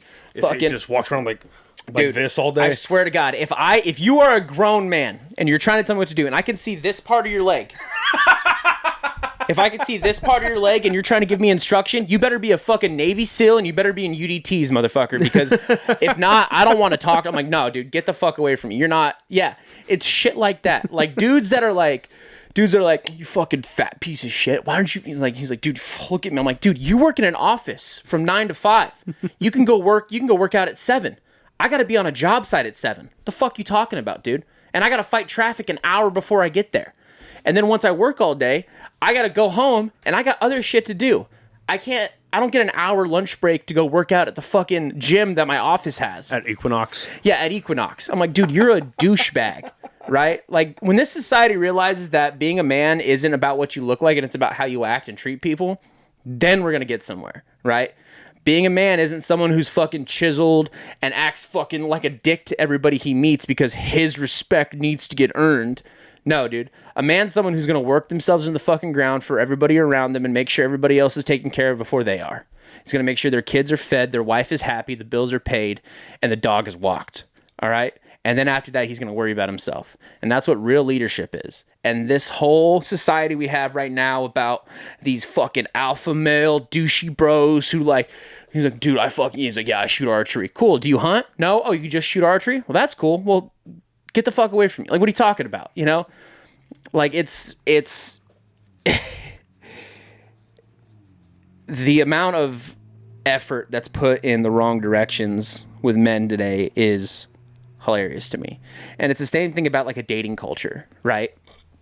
It's like me and Allison have talked about this before too, because like she's kind of like, you know, me and her are pretty good buddies and we were raised pretty similarly. But these dudes who are like, he's like, bro, I want a chick who knows how to fuck, but I don't want a whore. I'm like, well then, buddy, you got a problem. You got a problem. Because a girl that's been with 2 guys, she's not going to know how to fuck like the girl that's been with 15.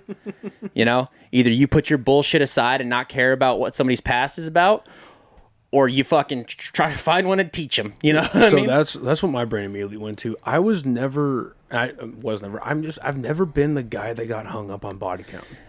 So I used to when I was younger, when I didn't have a high body count. And then as I got older and I got more experience, I realized, there's a complex in, I think it's psychology or whatever, called the Madonna and the whore complex. So the Madonna is like the Virgin Mary, this perfect figure, this untouched, unsullied, perfect figure of a woman. And then there's the whore, like the girl who knows how to fuck, knows how to take care, like the chick that's just going to walk up to you and suck your dick. You know what I mean? And every man struggles with this, with the Madonna and the whore complex, because we want our girl to be like the Madonna, but we also want her to be like the whore, but just for us. But we got to remember she was a person before we met her. You know what I mean? So there's a thing that's like another thing about dating that's really like toxic with men today, is like, oh, I don't want this girl that's got a... Well, she might be a great girl, but she might have gotten fucked over by 30 dudes before she got to you, and that's the only way she knows how to love herself, is by giving herself to other people. So maybe you need to be more of a man and be like, hey, listen, I'm going to love you for who you are. I don't need you to be this person for me, right? Like, there's so many... I thought this was a comedy podcast. What the fuck, dude? There's so much like toxicity in dating today too, of that. Of like, bro, she's cool, but she's got a high body count. Okay, well then she's got a high body count. Be her last. It doesn't matter. You couldn't be her first. Be her last though. You know? I will say this is like a small asterisk. The only thing I do get hung up on, outside of like cheating, obviously, is just, are you clean? Cool. Sure. I'm not trying to catch fucking herpes. Sure. I'm not trying to catch fucking, you know. Here's the thing about that. You know Joe List has herpes? I did not. Yeah. Joe List has herpes. You know how he got herpes? He fucked a girl with herpes. Yeah. She didn't tell him. Yeah. That's a shitty person. Here's the thing about STDs and STIs in our society today. It was drilled in our heads that if you have an STD or an STI, you're an unclean person, right? Oh, no, I'm not saying they're unclean. I'm just saying, like, I just personally don't want to fucking put up with that. And that's fine. And that's cool. But what if you found the perfect woman? A woman who's going to be by your side through thick and thin. You get cancer in 10 years and she's driving you to chemo every day, calling you handsome, and you're her hero, and you're her fucking knight in shining armor, and she treats you better than any woman who's ever treated you like that before. She's going to love you till your last day, and she's going to make you feel like you're the only man in the world. But one time in high school or college, she hooked up with a douchebag who had herpes and didn't tell her, and she caught it. Okay, I see your point, but you don't know that going into it. No, you don't. But at the same time, you know, it's like, I see your point. I think the thing about STIs and STDs is they're all treatable some way or another, right? Like the statistics on, because like I've met girls with like that have herpes and stuff like that, and they're great people. You know, they just got fucked over by some random person. I'm not saying they're not. No, yeah, no. But that's the thing is, like, Joe List has herpes, and that's who does it with Mark Norman, right? Tuesday was the stories. No, that's no, that's not Joe List. That's Sam Morrell. No, that's no, we might be drunk. We might be drunk. Tuesdays the stories is Joe List. But anyway, I'm pretty sure Joe List has herpes, and he was just open about it on stage one day, and his wife was like, it's whatever. It's no big deal. Like, there's such a stigma and shit like this. By the way, I don't have it. I'm not a whore. So, I'm not a dirty fucking slut who has herpes. No, I'm just kidding. But there's such a stigma behind it nowadays that's like, it's like, I have herpes. Well, what is that? Well, it's a virus you have that you carry for the rest of your life. What does it do? It just gives you a rash, and it's contagious because you get it through skin contact. Like, well, it's more than a rash. It's fucking like painful sores. Well, it's painful sores. That shit fucking sucks. Like a rash. Yeah. But isn't it like more than that? Like, is it like it's a rash, but it's like a fucking, I've seen the pictures of it. Like, it's fucking like sores and shit, right? Which is a rash. Right. Yeah. It's a sore, it's a painful sore or whatever, but with medication it goes away. And you can get it if you're not having an active flare up, but the chances of you getting it are so minuscule and minor, right? The thing is, dude, is like, you just got to know if the juice is worth the squeeze. And here's the deal, dude. If I met a great girl one day who, you know, like, I have a girlfriend now, right? And I hope this, you know, I want this relationship to work out, right? Obviously, that's what we're dating for. But, you know, like, if I have a buddy who meets a girl and she's great and she has herpes, take it at your own risk. I mean, obviously, it's a deal breaker for you. But that's the thing, like, going back to, like, the whole dating culture nowadays is, like, you know, I'm all about equality, right? Like, but like true equality. Like, if I was in your situation or you were in my situation, would that change anything? And if it does, things aren't equal, you know? Like, I mean, just because somebody has herpes or somebody has HPV or something like that, like, they're so common nowadays with like our culture and shit like that. Yeah, I think because there's two versions of the herpes virus. Yeah, there's herpes simplex A and B. I think the B, or 1 and 2 or something like that. Yeah, the second one is like 94% of Americans. Yeah. Or some shit if like you've that. ever had a cold sore, you have herpes simplex A. Right. Right. And how you get herpes simplex B is it transfers to your genitalia. And dude, the thing about... Yeah, that's what it is. You're correct. The first one is one that's like so fucking common. Yeah. Yeah, you're correct. The thing about our society, dude, is like, and again, dropped out of junior college. I don't know fucking anything, dude. I'm an idiot. But... You have life experience, dude. Sure. But everybody wants their dream car. What's your dream car? I'm not a car guy, so I have no fucking clue. I'd hate to tank your fucking knowledge. No, it's okay. Yeah, but your dream car is your dream car. So what is it? I mean, I would love a classic Mustang. Okay, dude, like a 65, something like that, 68, fastbacks, like something really cool, right? You look at it and you're like, yeah, that's dope. So listen, dude, the thing about our society right now, and dating and marriage and love and jobs and things like that, and the lives we want are like dream cars. You can go and search for it for years and years and years, and you might find it in a barn somewhere. You might find that 65 Mustang that's untouched, original miles, matching numbers, that's been in some old lady's barn for 50 years because her husband bought it when he got back from Vietnam. and he drove it twice, and it's been sitting under a tarp ever since. You know, you can find your dream car like that, or you can find an old beat up one and fix it up exactly how you want. And that's my analogy for life and love and everything like that, right? You figure out what you want, and you either try to go find it in its perfect condition, or you can build it yourself, right? And you have to buff out the rust, and you might have to put in a new floor. You've got to find a new engine for it and stuff like that. But at the end of the day, after that, all that hard work, it's going to be yours, and it's going to be what you want, right? So that's how you look at life, right? You can go to try to find this dream job that they're going to put you in right away, and that's going to be great, or you can work for it, right? I can keep doing sets at Creek in the Cave and waiting for Shane Gillis to walk in and be like, that guy's hilarious, I'm taking him on the road with me. Or I can try to build my own following and build this life that I want, right? I can try to find that perfect girl who's, everything I've ever dreamed of in my head and my perfect everything. Or I can take this girl I have now and build something beautiful with her. We want, but none of us want to work and work and work.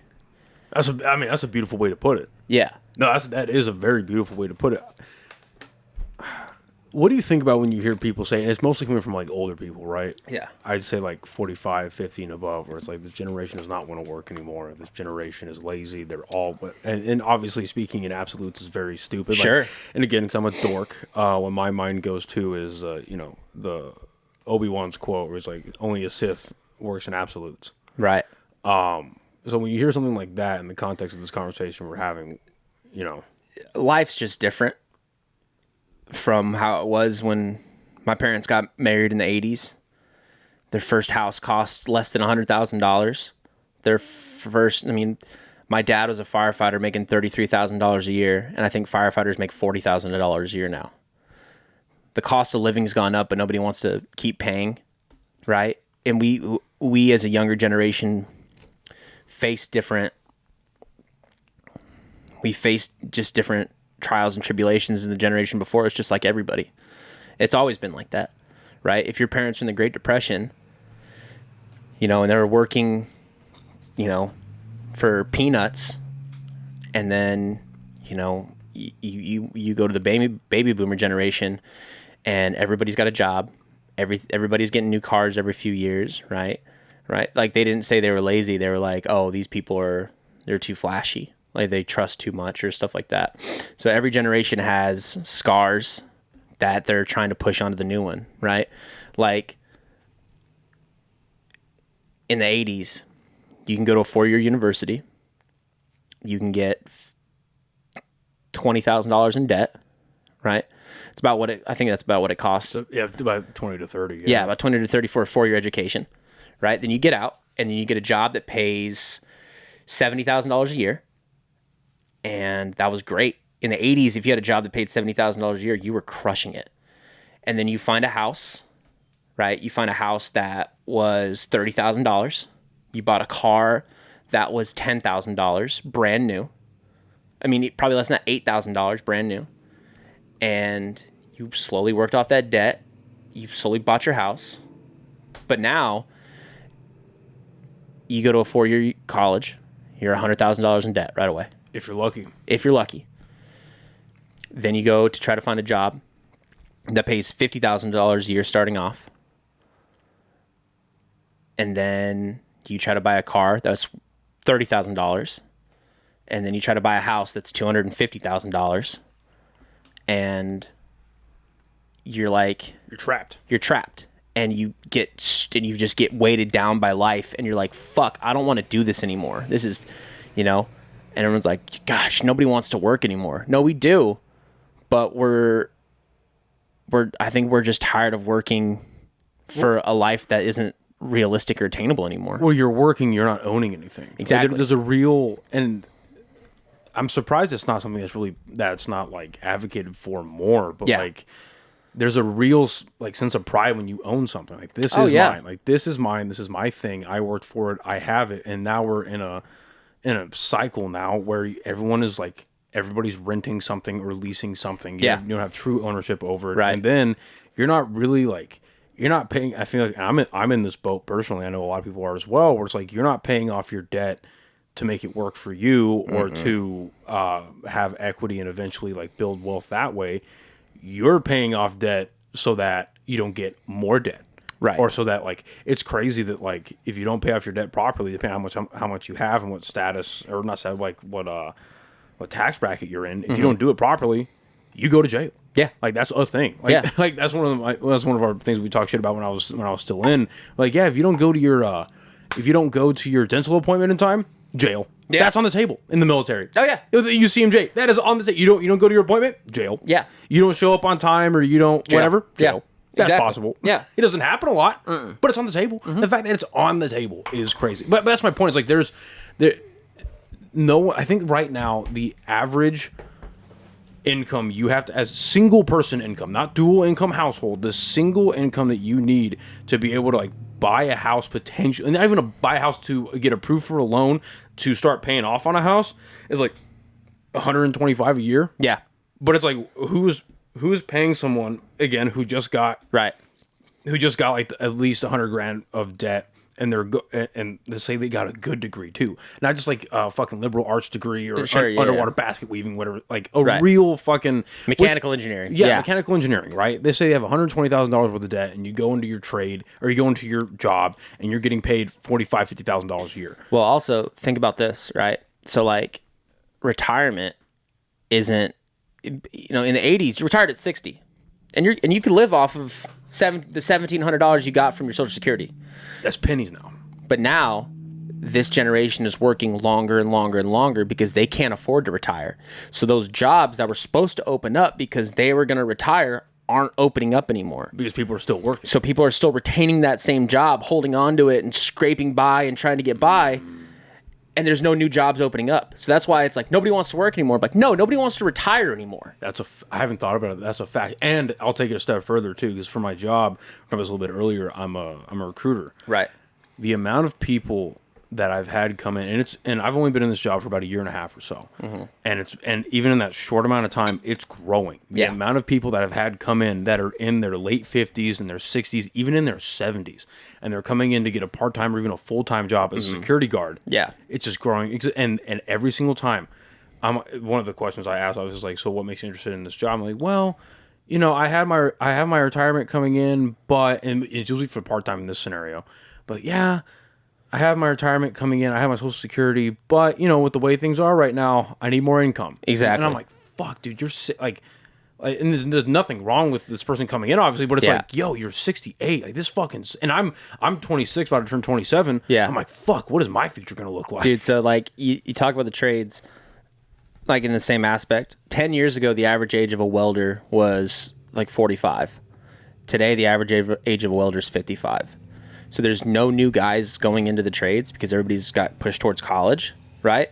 But at the same time, you go on a job and there's just nobody to man it. So they're paying so much to be like, do we need skilled tradesmen because nobody wants to go in, and everybody that's retaining these skilled trades jobs are old. And the reason, like, you don't retire in the trades, you die. I was going to say they get phased out due to injury. Or yeah, death. They get phased out due to injury or death, or they get put in a managerial position or a safe. Like a lot of dudes will work construction for like 30 years and then go to like safety, and they'll become safety men, where they can still go to work every day, but they're not like swinging hammers and shit like that. Or they're carrying a clipboard and they're or they're a QC or they're in quality control or inspection or something like that, right? But like that's another thing too, is like the reason trades are paying so well is because there's not enough people to do it, and they're paying a lot of money. So that's a question I had in my brain a little bit earlier, like, because you hear that a lot where it's like, hey, you could go to college with all this debt, or you could go to trade school for 1 to 3 years and get out and then go to a job that's going to immediately start paying you $25 to $30 an hour. How real is that? Oh, super real. Okay. Yeah. Like, for example, and I'm not like, this isn't like a brag, but like I've worked as a welder and pipe fitter for a long time, like almost 10 years. I got my first welding job when I was 17, 27 now. And I'm very qualified in the mechanical field as like a pipe fitter and a welder. And these are jobs that are never going to go away. No, these are jobs. That's obvious by the context of this conversation, but I feel like that should be said. Yeah. These are never going to go away. I mean, automation might come one day, but it's still, you need somebody to maintain the robots. Yeah, but you still, like, I was having this conversation with my buddy David. He's an electrician. Yeah. And he was telling me, because he works down at Facebook. Yeah. And he was telling me, like, yeah, like, automation's a thing for sure, but you still there's a human element to these trade jobs. Sure. That will always have to be there, because that's what gets the job done. When you've got 30 days worth of work still to do, but you only have 12, humans will get that done. Yeah, 100%. You will find a way to get that done and get it done properly. Yeah. Not just have, like, anyway. So, my point. The other day, like, so I drug up from my last job to pursue comedy full time. I quit my last job to pursue comedy full time, and I saved up pretty good amount of money, and then kind of money ran out. I was like, oh, got to go back to work. So I literally went out one day, and I was like, I had 2 interviews, I guess. I had a weld test and an interview for a pipe fitter, and Your joke about that's hilarious, by the way. Which one? The one where you're like, yeah, there's normal job interviews, and then there's my job interviews. And it was like, hey, weld this. That was the first time I ever did that. That was exciting. That was funny. Yeah. So she had 2 interviews. And 2 interviews. Got both the jobs.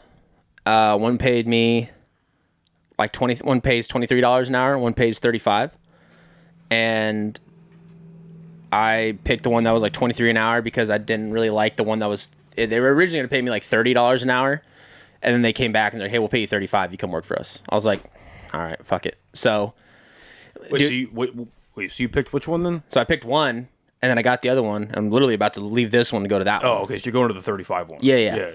So, dude, if you know how to work, and that's another thing too about going to the trades. It's like, yeah, we need tradesmen, but we also need good tradesmen. We don't need fucking dudes that are like, well, I dropped out of college, I guess I'll go to that. Which is like what I find a lot in the trades is like dudes that drop out of college and go to the trades. And that's effectively what you did. But at the same time, like, you actually did it and you like put time into it. Like, right. You learned it. You didn't. Exactly. You're like, well, yeah, I'll drone out for the 8 to 10 hours that I'm here. Yeah.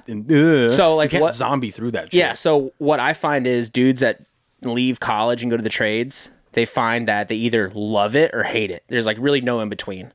There's dudes that are like, man, this ain't it. Or dudes that are like, whoa, this is great. And we need good skilled tradesmen. We need good electricians and plumbers and sheet metal and HVAC guys and welders and shit like that. But also, we just need good ones. We don't need dudes that are going to come in here and be like, what I find a lot in the trades is they're like, oh, I heard they make a lot of money. Mm-hmm. And I'm like, yeah, they do. But also you need to kind of have an aspect of love for it. Like, I love welding. It's hard work. It's hard work. And you have to love it or you're going to fucking hate your life for 35 years, So, I mean, the fact that people are like, I'm going to go to the trades and all this shit, you can find a trade job super easy.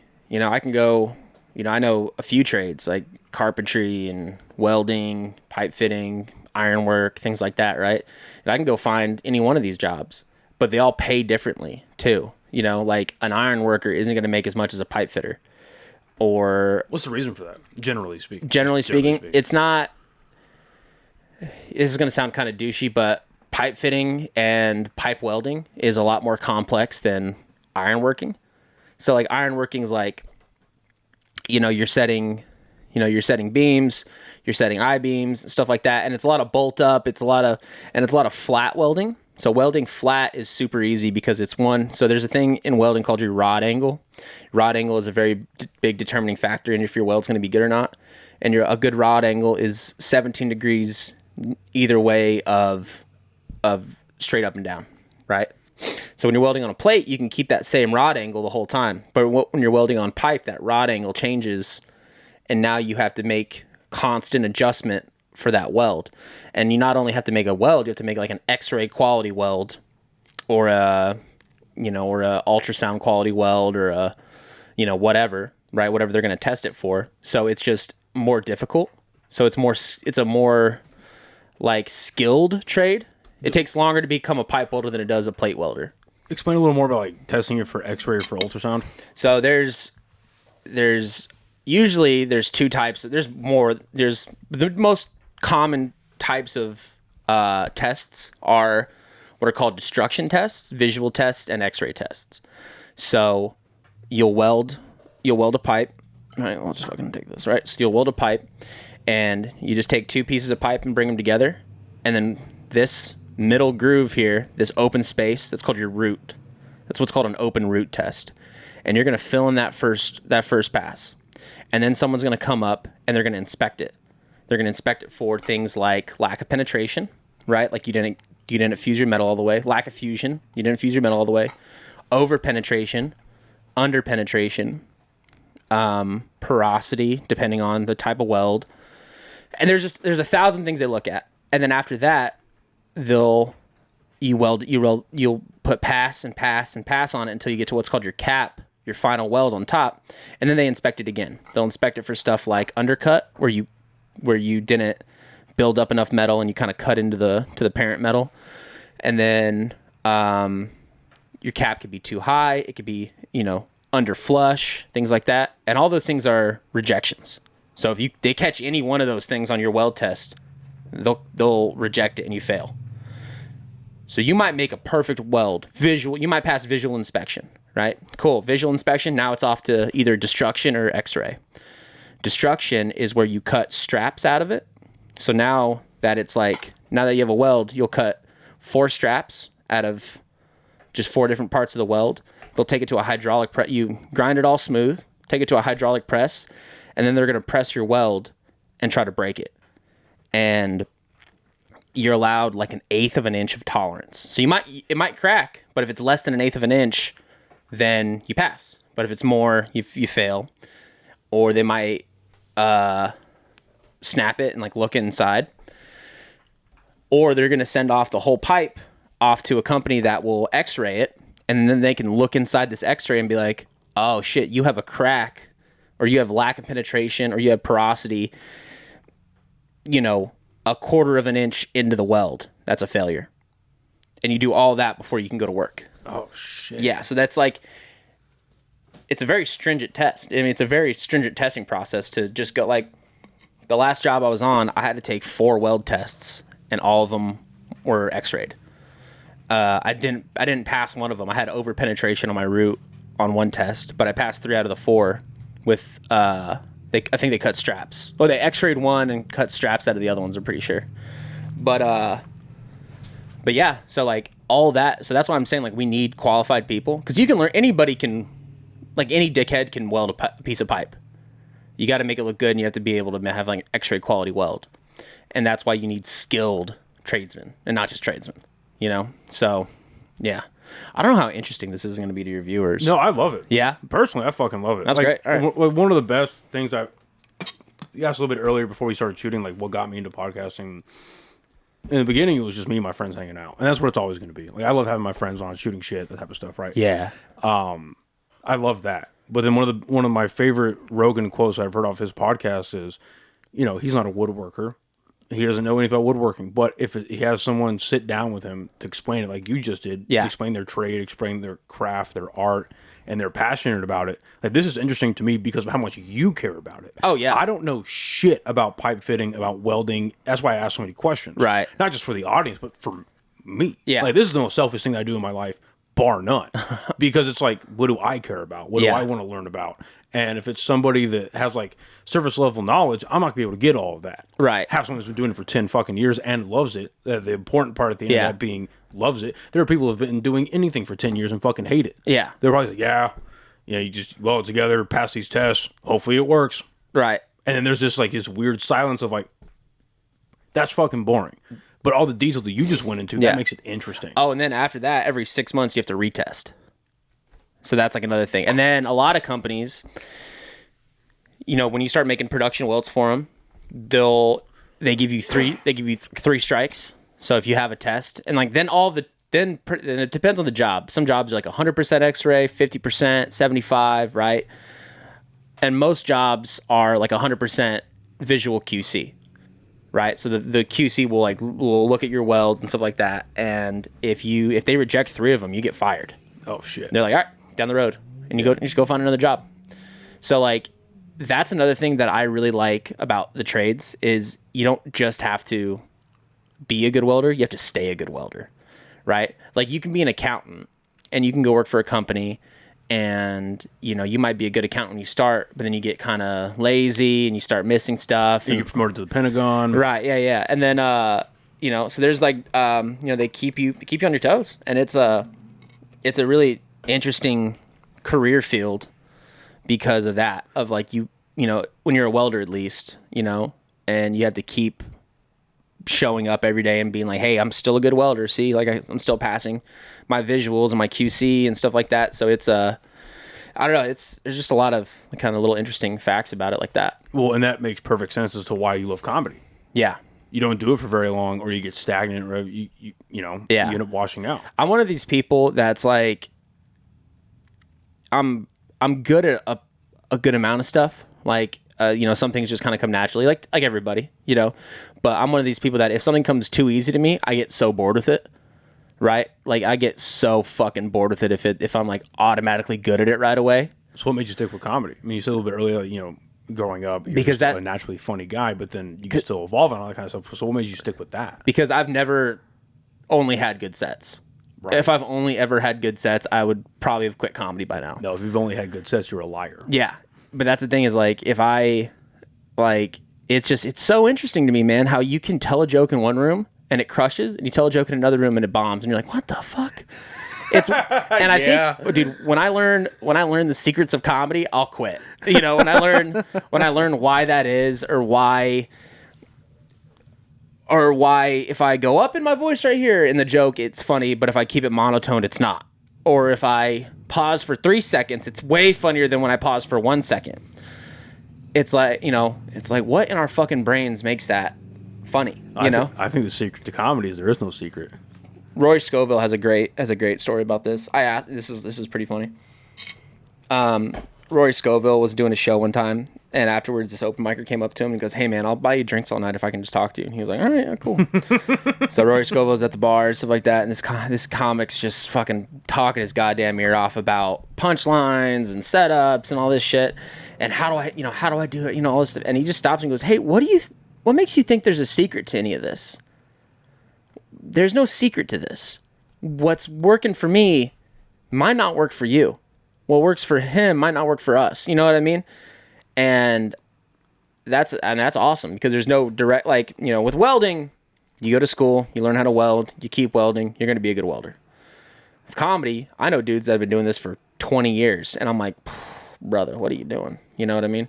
And he was at the Blue Whale Comedy Festival one time, and I asked him about it, and I was like, "Is that a true story?" He goes, "Man, I don't know," and just walked away from me. I was like, "What the fuck, Rory?" So it was one of those things where I'm like, God damn, that's really funny. But well, and that's one of the things that I love about it, is that, you know, you can't copy and paste styles, and no, it's just let's generalize and say styles, right? Yeah, you can't copy and paste that from one person to another and it's going to work. Like, for instance, I see a lot of, we talked about it a little earlier, I see a lot of Jim Carrey in Ryer.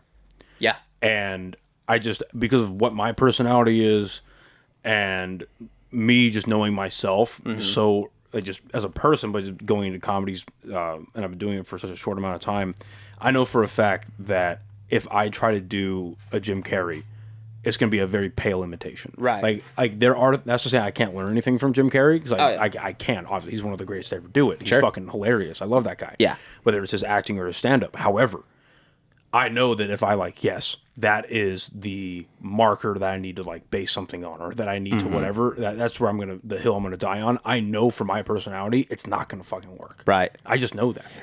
There's this funny thing that happens in comedy. You can tell who's doing really good at the time, because comics will start imitating him.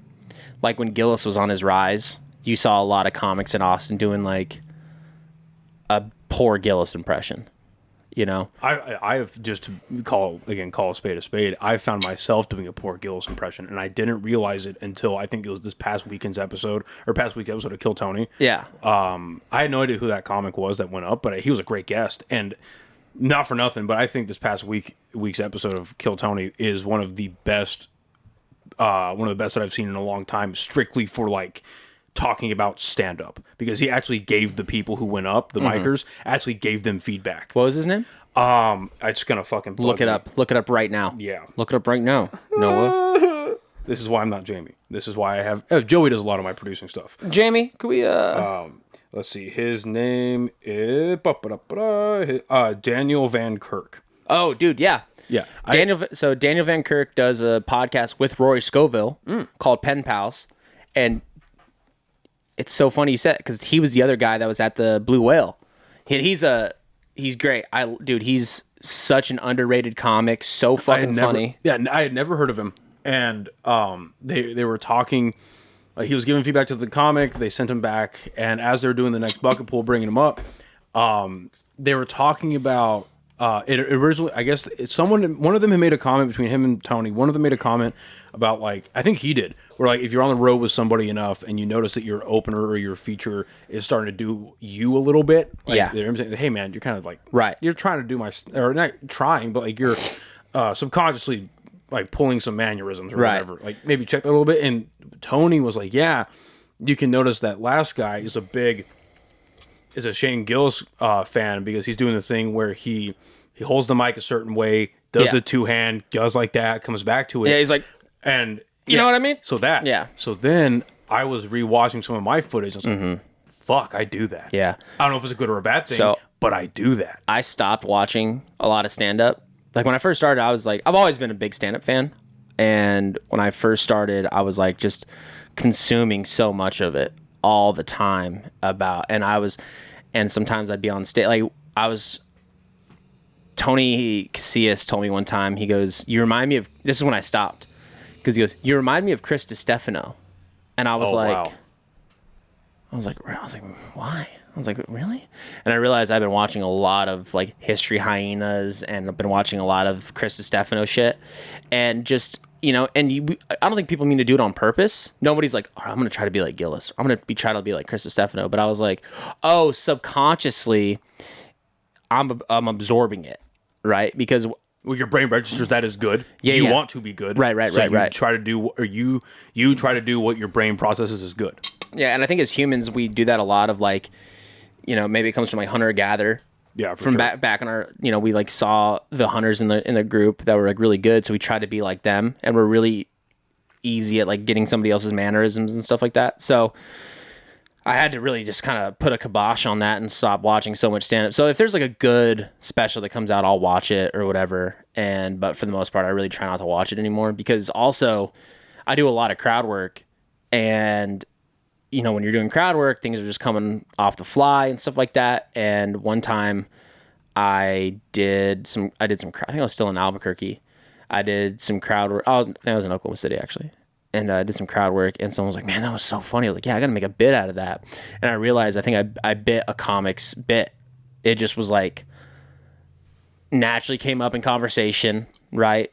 And then I, like, subconsciously started going into this bit that I heard 6 months ago or something like that. I'm like, and then on the way home, I was like thinking about the joke, and I was like, oh, that sounds so familiar. And I was like, oh fuck, I think that's this comic's joke. I was like, fuck. And it's like, so, and then, that comes into, like, joke stealing, is like, when you're doing crowd work and you get accused of, like, stealing a joke, like, it could literally just be you riffing, and you're like, and it's just locked in your subconscious somewhere, and then you say it and you're like, oh, that's funny. You know what I mean? And then you're like, oh, but yeah, but that's not an original thought.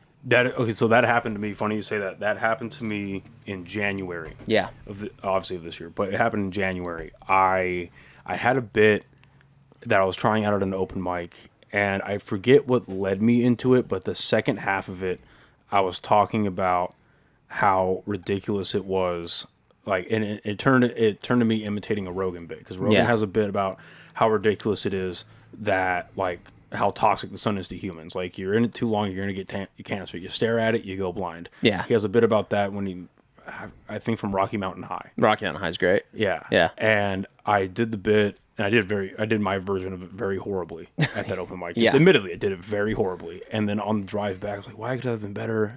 Oh no. Yeah, it's a Rogan bit. And I when I got home, I went to my notebook, I fucking circled the whole thing, made an arrow out of it. I was like, this is a Rogan bit, don't do it. Right. So if I ever look at it again, it's like, yeah, just don't even go near that. Hell yeah. So, I mean, and again, I had no intention of like trying to like rip off someone's shit, but Right. like it happens. Yeah. So, and I hear that a lot about, yeah, now that I'm doing stand up a lot, I stay away from watching it. Do you feel like, because like for me, what got me into stand up is because I loved it so much. Yeah. I love watching stand up comedy. And so like you yourself not digesting that a lot, not taking it in, do you feel like that's helped you?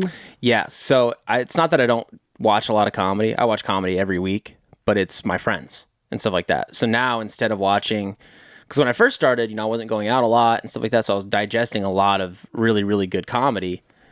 But now that I'm like in one of the best comedy scenes in the country, I just go watch my friends and I steal their material.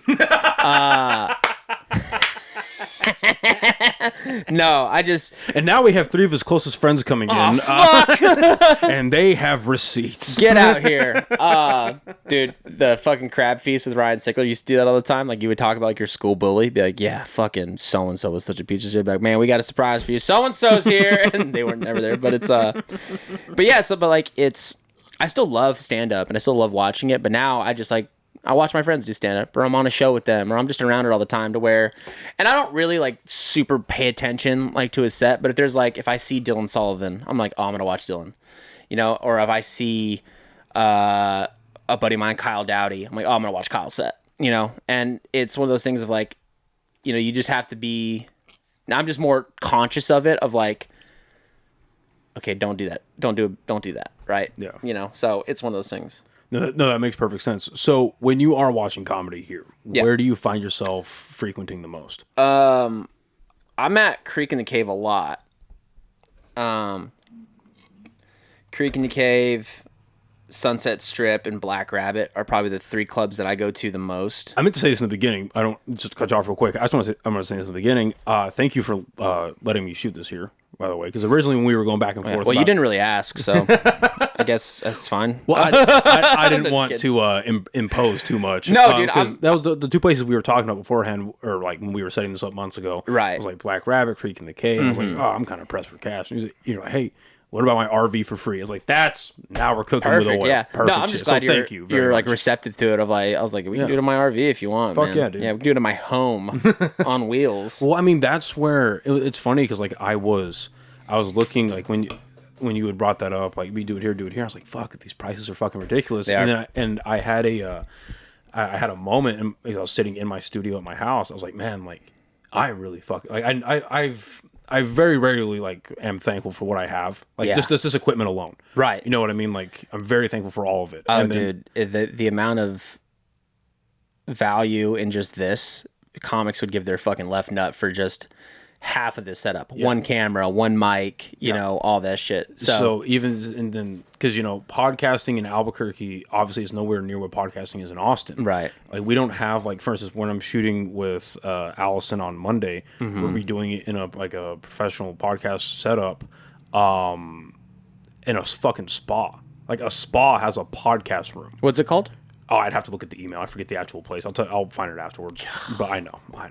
But that's where we're shooting it, right? Yeah. And the reason, and she knows the people that are running it, so I'm not paying as much there as I would have at Black Rabbit or as at Creek. Yeah.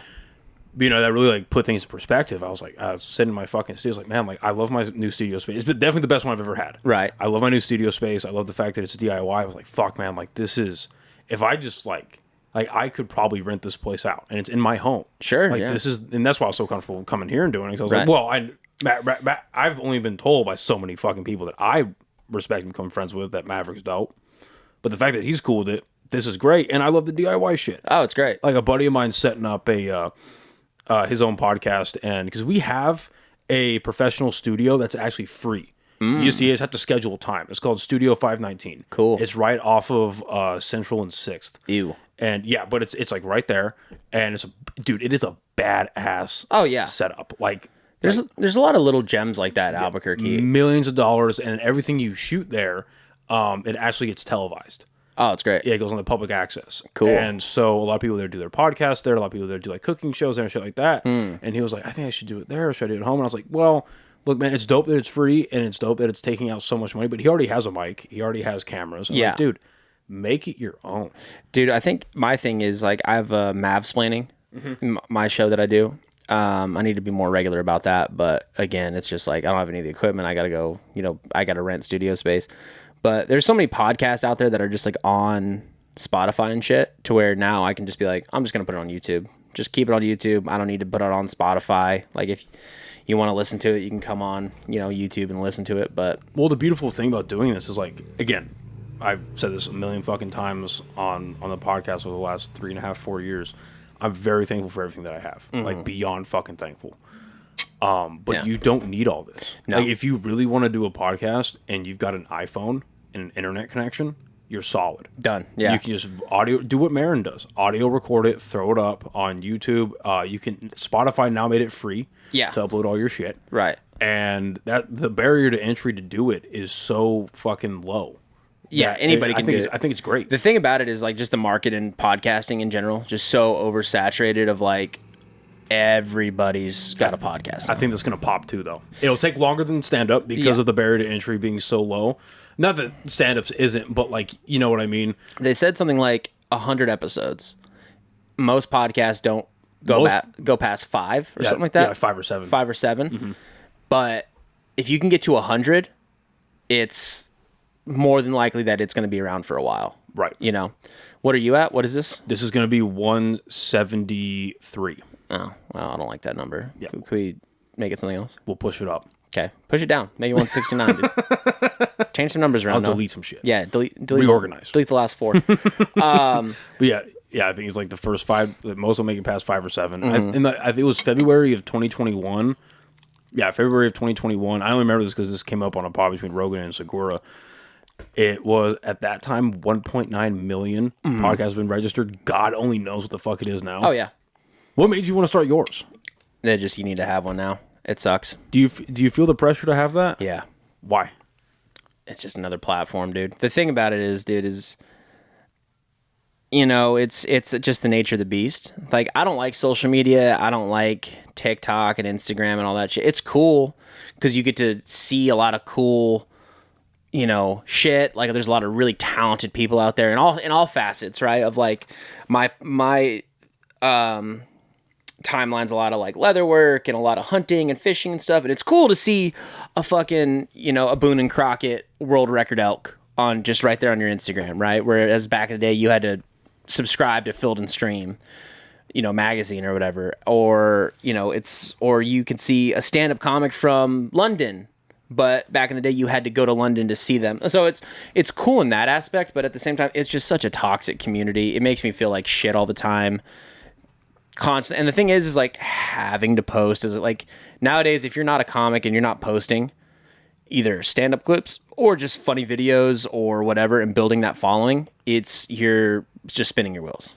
On the other hand, though, I'll push back on that a little bit, especially, and this is obviously more in, because you've obviously moved well past the beginning part of stand-up. Sure. Like, you're in it. Yeah. Like that, there should not be any question about that. But someone like me, and I would almost say like anybody, and it depends on the skill level, obviously, because Cam Patterson's only 2 years into it. But generally speaking, if you're in that 1 to 3 year mark, like, I guess my question is, when should you be posting? Because my whole thing is like, this came up on a conversation a couple weeks ago on the podcast where it's like, well, what happens when, let's say you're filming an open mic, or let's say you're filming like an opening set you have, and you have like a 30-second clip where you smashed, like that joke got a huge pop. Okay, great. And let's say somebody sees that and goes, hey, come do 8 minutes, come do 15 minutes. Like, we had the conversation Thursday night, like any comic with their salt has got about 20 in them. Sure. It's like, okay, so what happens when that happens? So here's the thing about it. Should you be marketing and advertising yourself as something that you're not? It's like the fighting comparison I made earlier, right? Is like that's where I fucked up. And I'm 100% guilty of that, by the way. So like, by the way, I am, if you go to my Instagram, I've got stand up where I did kind of well. Yeah. I've got, if you really put a gun to my head, I've got 5 minutes to me. Okay. Maybe.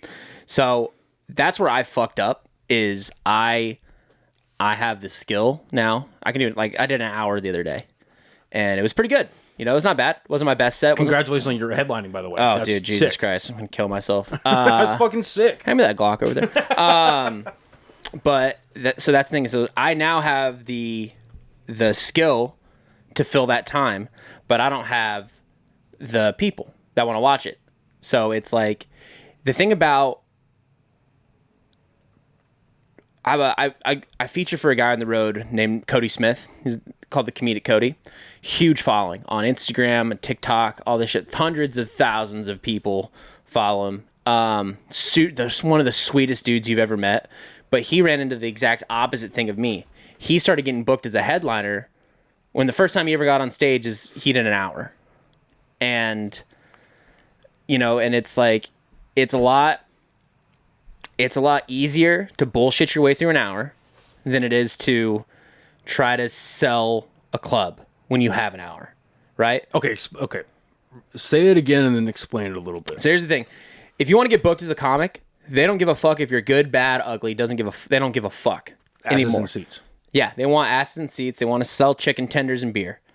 That's what comedy clubs want.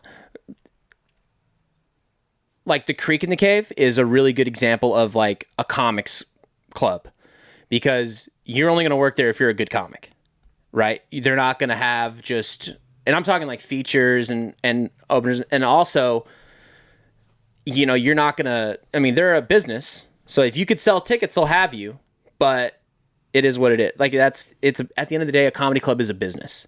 Yeah. And if you're not selling tickets and you're not slinging beer or drinks or chicken fingers or whatever the fuck they have on the menu that day, they're not going to have you. Right. So if you want to be a comic and you want to do this stuff and you have a following, you see that a lot right now of like comics who are like, they have a huge social media following, but they don't have the time to back it up. So they'll have 6 friends on a show. Right. So I would rather see that these comedy clubs making money and people actually interested in comedy than, you know, like I don't think I could sell 20 tickets in Albuquerque.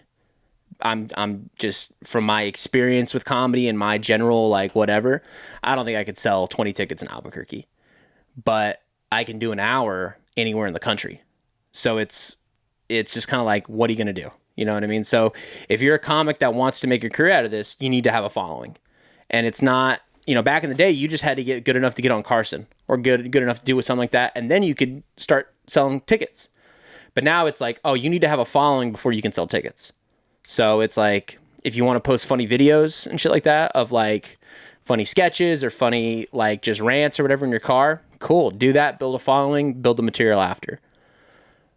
You know, or you can do it like me, is build the material, then try to build a following, which is way harder to do, you know? So I would almost rather have that second one though.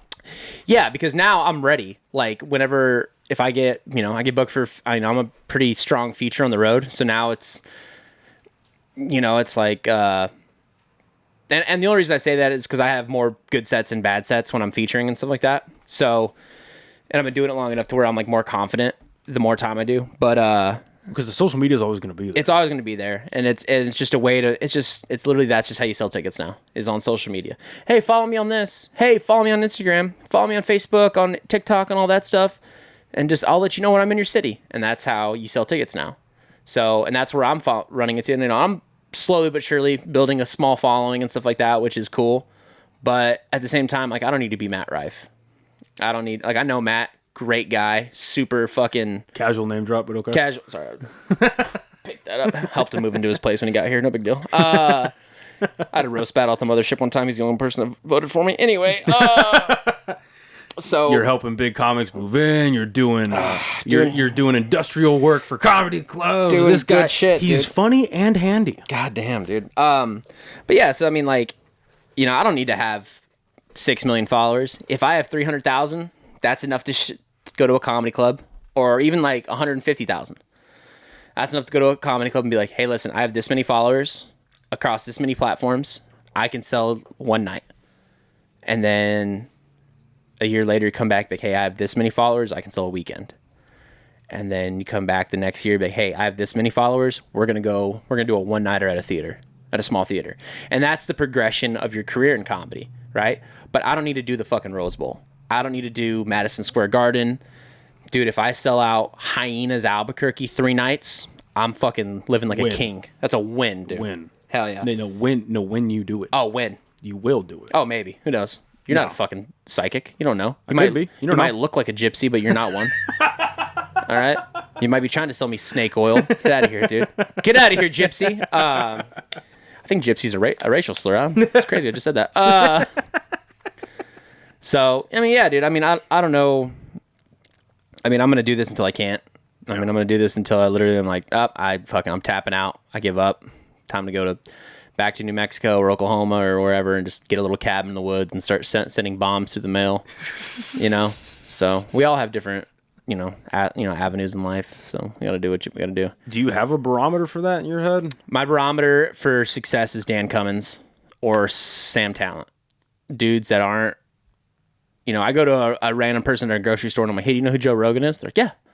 Do you know who Matt Rife is? Yeah. Hey, do you know who Sam Talent is? No. Do you know who Dan Cummins is? I'm like, all right, cool. But you ask a Dan Cummins fans, hey, like, oh yeah, you talking about Time Sucks, Scared to Death, and I saw him in Boise last year, and oh, dude, he's so fun. Like, I don't need everybody to know my name, but whenever I just want, whenever I come through a city, 300 people are like, I'm going to see him. Right. That's well, I mean, when we were first talking about our favorite comedians a couple nights ago, and I said Sam Talent's my top 3, you fucking lit up like a Christmas tree. I love Sam, dude. Sam, yeah. I alluded to like an inside joke about it. So I also work with Trey Crowder on the road. He's a great fucking comic. I don't know his stuff, but I've heard the name. Such a great comic, great dude. Treats me better than I deserve. Awesome guy. But him and Sam are good buddies, and he actually he did a chapter in Running the Light. So he's like, I still need to read that, dude. It's great, dude. It'll make you so sad. So it'll make you so sad in the aspect of like, oh, this is where my career could be one day. Fuck. But Trey came through Austin. I featured for him at Vulcan. It's no big deal. And and Sam Talent was at the mothership. And he was like, hey, I'm going to go. Can you walk me to the mothership? And could you, he was like, he's going to go see Sam. And I was like, all right, cool. And Kurt Fletcher, do you know who Kurt Fletcher is? Mm-hmm. So Kurt Fletcher. Fucking hilarious guy. Love Kurt Fletcher. I need to hit him up to do the pod together because he comes off to me as like obviously very funny guy, great writer. Like, let's get that out of the way. One of the best dudes I know. But business speaking, yeah, he's like the guy. Dude, Kurt is one of my first comedy mentors. Great guy. I'll do anything for that guy. He's great. I think I owe him money. I'm not sure. You'll do anything but pay him back. He built my website, and I can't remember if I paid him or not. I think I did. I'm being so generally honest right now, but like I think I paid him for the website. But he's also such a nice dude that he's not going to be one of those dudes that just like hit you up about it. So I need to text him and be like, hey, dude, do I owe you money? And if I do, I need to pay him immediately. But it's one of those things where I'm like, well, he hasn't said anything about it. I don't think I do. I think if I did, he would say something. But it's just one of those things in my brain that I'm like, I can't remember if I paid this dude or not. But, so Kurt and Sam are good friends. Actually, Kurt, one of the characters in Sam's books, named Kurt Fletcher. That's funny. It's so funny. So, every time I see him, I tell him, hey, Kurt Fletcher says hello. So I told Trey, I was like, hey, when you see Sam Talent, tell him Kurt Fletcher says hi. And he goes, okay. What does that mean? I'm like, I don't know. He'll get it, dude. So eventually, hopefully, next time I see him, if I ever actually meet him in person, I'll be like, hey, Kurt Fletcher says hi. That's funny. It's so funny, dude. So through your perspective as a comedian, what makes for a good comedy club environment? A good comedy club environment, super. Like so you named off let's go with the Creek and the Cave. You've said it so much, right? So Creek and the Cave is great. Why is that a place you frequent? It's a comics club for sure. So the thing I look for in a good club is the hang, the staff, the room, and the reputation behind it. So let's start with reputation. If that club has a good reputation of not paying comics very well or treating comics badly, I don't want to work with them. Define treat comics badly. Pays them less than they deserve, kicks them out for various reasons, just doesn't allow them to be comics. So Rebecca from the Creek, I've heard her, I think I heard her say this one time, and and I don't want to get myself in hot water here, but she was like, what you say on the back. Have you been to the creek? So Speaking of, I'm going to let you finish all of your stuff, and then we might want to take a little break so I can actually buy tickets to the creek tonight because I want to go watch that fucking filthy show. So, what makes for a good comic? And you said, and I'll be mindful of the time. a Bud comedy club. Makes for a good comedy club, and I'll be So if they treat their comics good, yeah. right? So like the cool thing about the creek is there's a back patio where you can go hang out. And it's like in comedy there's the hang, right? Yeah. The hang is where you learn a lot, you make connections, and like I've gotten a lot of shows just from hanging out. You hang out with some comics, you make them laugh, you're a good hang. They're like, "Hey, what are you doing this Friday?" I'm like, "Oh, nothing big. Hey, come do my show." I'm like, "All right, cool." So the hang is a very important thing in comedy, and the hang at Creek is immaculate. It's so good. So that's the number one thing of like what makes a good comedy club is the hang, and if they treat the comics good. As much as you would like to talk about it, you mentioned the pay. Is there like a generally accepted like this is how much an opener? It depends. So like if an in-town opener, in my opinion, an in-town opener should make $50 for a set, right? That's just pretty standard. So how much time is that? 7 to 10. So, but the opener has one of the hardest jobs in comedy. You're cold opening a room, you're giving the instructions, and then you're doing your set. The feature is the fucking money spot. It's like...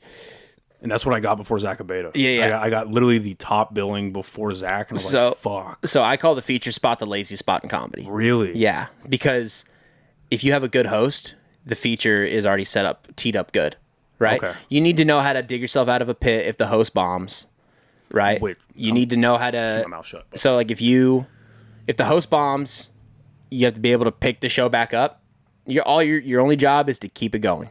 Keep the show going, keep the momentum high, have a good set, be funny, and then you bring the host back on, and the host comes on, and he brings up the headliner. So your job is literally just to fill time, do your time, be funny. That's it, right? But the host, you have to worry about starting the show, cold opening a room, talking about the drink specials, talking about all like this, that. There's a lot of stuff that goes into hosting, and it is one of the harder jobs. And then headliners, like, you just got to go out there and just do your shit. Do the time they're paying you for. Do what you're known for. And being funny. Yeah, just be you. Because, you're the one that everybody's there to see, right? The headliners' 2 jobs are to sell tickets and do your time. And that's it, right? And the features are literally just to do your time, be funny, but the host has so many. So a hosting spot, minimum, I think, in my opinion, should be $50, right? I mean, you are only doing 7 to 10 minutes. A host spot should at least be 100 to 150 a show, right? And then the headliner, obviously, whatever they've worked out with the club, the door deal or a guarantee, whatever. So, and then also hosts in a lot of places aren't allowed to sell merch. Yeah, in a lot of clubs, hosts aren't allowed to sell merch. It's only features and headliners. But, so I mean, so that's one of the things. So Daniel Tosh was talking on his podcast the other day about what he was making in 1998, and it's the exact same amount as comics are making today. That doesn't surprise me at all. Like $400 for a weekend is pretty common for a host, right? If you're doing 4 shows, something like that, 4 or 5 shows, 6 shows, you're gonna make about that. But there's So, the club has to treat their comics well, pay them well, right? And Rebecca from the Creek does such a good job of this. She lets comics be comics. So if you say something on the patio that's problematic, right? Aggressive or racist, sexist, something like that, they'll kick you out, which is cool because it should be a safe place for people to be people. Well, I was going to say, like, and again, comics know this more than other people. There is a difference, and you know it when you hear it. Yeah. There's a difference between cracking a joke, yeah, and trying to be funny, and there's right, being a dick. Like I have a joke in I have a joke in my set about, like, I say I took this girl home and I knew we were gonna have sex, and then I look at the audience like, guys, when girls want to have sex, they say all those cute little things like, I'm scared, I'm uncomfortable, I want to go home, and I was like, bitch, you ain't going anywhere, and that's how you were gonna have sex. So I was bigger than her. Right? But in reality, like I would that's an insane thing to say. It's that's why it's funny. It's fucking crazy. Yeah. But but like Rebecca I've heard her say this is like whatever happens on stage, I'm not going to do shit about it. Cuz it's an understood if you are telling jokes. If a comic says the N-word on stage, that's their fault. They tried to do it. Some comics can still kind of get away with it sometimes, maybe. That aren't black? Maybe. I've yet to see that. I've seen three white comics do N-word jokes that were... Were they said? Yeah. That were... They said it? They said it, yeah. Oh, fuck. And this was a few years ago, right? But they were good enough to where you're like, oh, that's a funny joke, right? Like the funny has to outweigh the absurd, obviously. That is the scales have been tipped in that scenario. Exactly. So, and Rebecca said, she's like, if you say some crazy shit on stage, you try to joke and it didn't work, I'm not going to get mad about it. But if you say it on the patio, I'm going to kick you out and ban you, that's great. That's a great way to be. That's fair. She's letting comics be comics, you know? Then there's like the actual construction of it, low ceilings, dark room. The seats you're not on top of each other, but you're close, you know? Like that show that I did the other day, everybody was really spread out, and that's not great for comedy. Well, it's like you're aiming your jokes in different directions rather than if everybody's right here, right? Yeah. If this is my field of fire, great. But if I'm worried about these guys over here, those guys over there, those guys over there, it's like, it's a lot more difficult. A good sound system, a good PA, right? It comes over clear, loud, not like crazy loud, but clear. I can hear they can hear me in the back of the room. Good. And then, usually black walls help, dark rooms, things like that, low ceilings, an actual stage. That's good. And then I like a comedy club to have a green room. If it doesn't have a green room, it's like, and the green room doesn't need to be like the Looney Bin in Tulsa. Their green room isn't connected. You have to walk through the showroom, which isn't like ideal, but it's good because they used to not have a green room, and it was like difficult because you were like, fuck, you're just hanging out in the back of the room, right? So that, and then what are some other things that makes a good comedy club a comedy club? But that's really about it. Like a good hang, a good construction, let the comics be comics, pay and treat your comics well, and that's it. Don't kick them out after the show's gone. I mean, if you're closing, sure, but like after the show's over, let them hang, let them fucking sit there and drink and be stand-ups, and then I'll go a step further and like if the comics get a discount or free drinks, if you're on the show, great. I hate when I go to work for a club and I'm featuring or hosting or something like that, and they're like, hey, do you want a beer? I'm like, yeah. Like, cool, $3.50. I'm like, let me run back to the green room and grab my wallet real quick, So that's always kind of difficult, but that's not a huge ask. I'll be honest. That's not. The couple of brewery shows that I did for A. Marie, even they were like, yeah, 2 free beers. Sure, yeah. I don't need a fucking $80 bar tab. Give me two beers. Mm-hmm. And even if you're like, hey, we'll comp you beers, but if one mixed drink, right?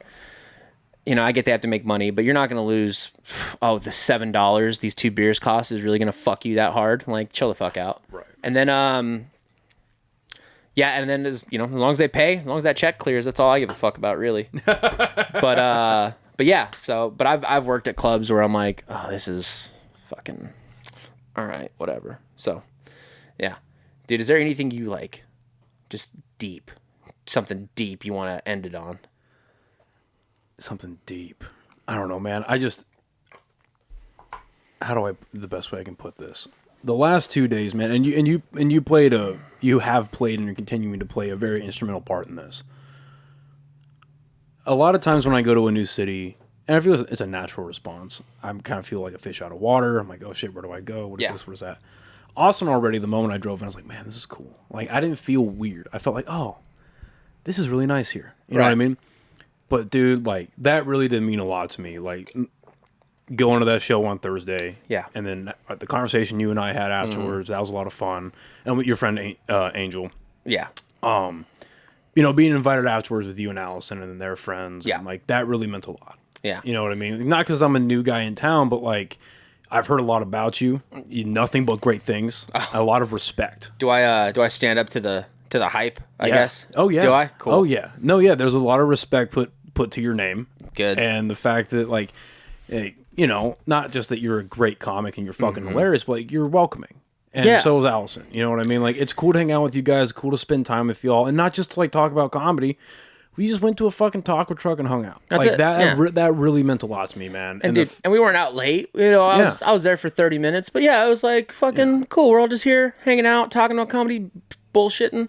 The first set I ever had in stand up, I was standing there with all the other comics, and they're all talking and being, you know, they all know each other. Tulsa was a small scene.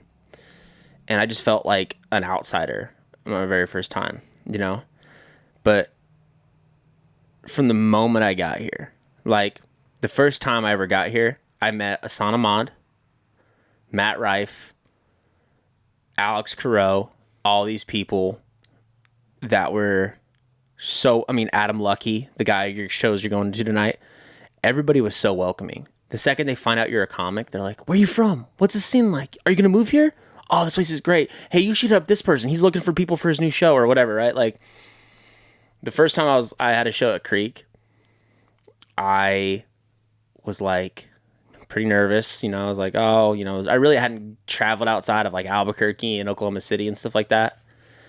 And I was like nervous. And Hassan told me, it's like, hey, dude, what I like to do is I like to think of a color that's calming before I go on stage. And that is the most zen fucking... I know. And I was like, and I do that sometimes whenever I'm like nervous about a show or whatever, you know, and I just think of like the color blue, like a really calming blue color, and it helps me. And now that dude is working for the mothership, and he's been on Rogan and stuff like that. Like, even whenever people are not like hostile, but kind of like, you know, a little bit, like I was at the mothership mic one time, and the lady that was before me was eating just the fattest dick. And I hate to say that, but she was just, I mean, call a spade a spade. Yeah. And I was like, and Derek Poston came up to me, he's like, hey, don't suck. And I was like, okay. And the thing about this scene that isn't like any other scene I've really been around is everybody just wants everybody to succeed. That's awesome. There's no fucking, oh, can you believe this person got this or this person got that? There's a little bit of that, but that's just kind of more people's like egos. There's a little tiny bit of it. But for the most part, everyone's like, oh, dude, you hear so-and-so got like passed at the mothership? Oh, did you hear so-and-so's going on the road with this person? Oh, dude, can you believe Sam Castillo's opening for Tim Dillon this weekend? That's awesome. Like, there's nothing like, oh, why the fuck is he doing it and not me? Good. And I've had that in a few other scenes. And it's not here, dude. And that's great. And I hope it stays that way. And whenever we see a new comic who's just excited to be a new comic and excited to be here, we're like, dude, come in. Come under the wing. Let us help you, dude. Hell yeah. And you're a good bastion of that. That's exactly how I felt Thursday night. It's how I feel right now. Like, it's just cool to feel welcome somewhere. And, I think that's a good way to end it, man. And again, from the moment that I got here and after Thursday night, I've been filled with nothing but gratitude. That's great. Like the fact that like, cause I'm a religious person. Same. So I feel very thankful that I even had I was thinking about that throughout my fucking drive. I was like, just thanking God that like the fact that I have a job, but B, that I have a job that lets me have PTO. Yeah. A job that gave me enough money to be able to do this trip. Mm-hmm. Like, I'm not paying for my gas. I have a fucking gas card. Like, that's crazy. In that fucking Titan? Yeah. Not easy. You know what I mean? So, like, the fact that I have the means to do this, and then I met some dope-ass people. Right. And then I get to do time. I can't speak. I get to have the ability to do things that I love. And, yeah, it's just nothing but fucking gratitude just all around. There's been a few times here in the city where we'll be walking down 6th and we'll be going from like show to show, and it's like a group of comics, and it's so super gay, but it's like it's super fucking gay. But there's a second where I'll stop a comic and I'm like, dude, can you believe we're here? Can you believe we're eating? Everybody here is eating shit as much as we can, right? Hustling, grinding, putting out content, trying to write, trying to find stage time, trying to do good stage time, maybe producing your own show, trying to get a podcast going, trying to do all this stuff, managing life's, chaotic runs and stuff like that. But then there's a feeling of like just pure gratitude too, of like, we get to be here. This is the time. There's going to be a documentary about this time in Austin comedy in 20 years about, you know, all the comics that used to work at that fucking poke place. You know, like there's like 3 or 4 door guys at the mothership right now who all used to work together at like a poke place. There's a company in Austin called King Daddy Ice. They deliver ice all up and down 6th and 7th Street in Rainy, and a handful of comics work for them. And it's just like everybody here is struggling and hustling all at the same time. And in 20 years, we're going to look back and be like, that was nuts. This is the greatest time in our life, but we're all fucking miserable. It's so funny. But yeah, dude, thank you so much for having me, man. I appreciate it. Dude, hey, thank you for letting me do this here. Yeah. And thank you for just being dope. And this, you know, we said a little intro. I'm like, this is why I love podcasting. Yeah. Like conversations like this and being able to meet and get to know really awesome people. Like this is the shit that I live for, dude. Oh, thanks, man. For real. And Dude, this is great, dude. I love this. I'm glad this worked out in my fucking camper. I love it. I sleep over there, dude. Right behind that camper. It's nuts, dude. I love it, man. And whether it's the next time I'm back in Austin or whenever, if you ever find yourself back in Albuquerque, we got to do it again. I'll be there in June. Oh, so fuck yeah. I'm trying to be there for like a week in June, see my family and do some shows and stuff like that. But I think Hyenas is opening in July. That sounds right, because they've got a show for Tim Meadows in August. So yeah, that sounds about right. But I'm gonna I'll try to hit up the manager and see if I can get a one nighter and try to headline Hyenas. That'd be cool. Fuck yeah. Oh yeah, That'd be sick. Noah, thank you, sir. Thank you, Maverick. Good to see you. God, your hands are so soft. Thank you, everyone, for listening and watching, and we'll see you next time. Bye, everybody.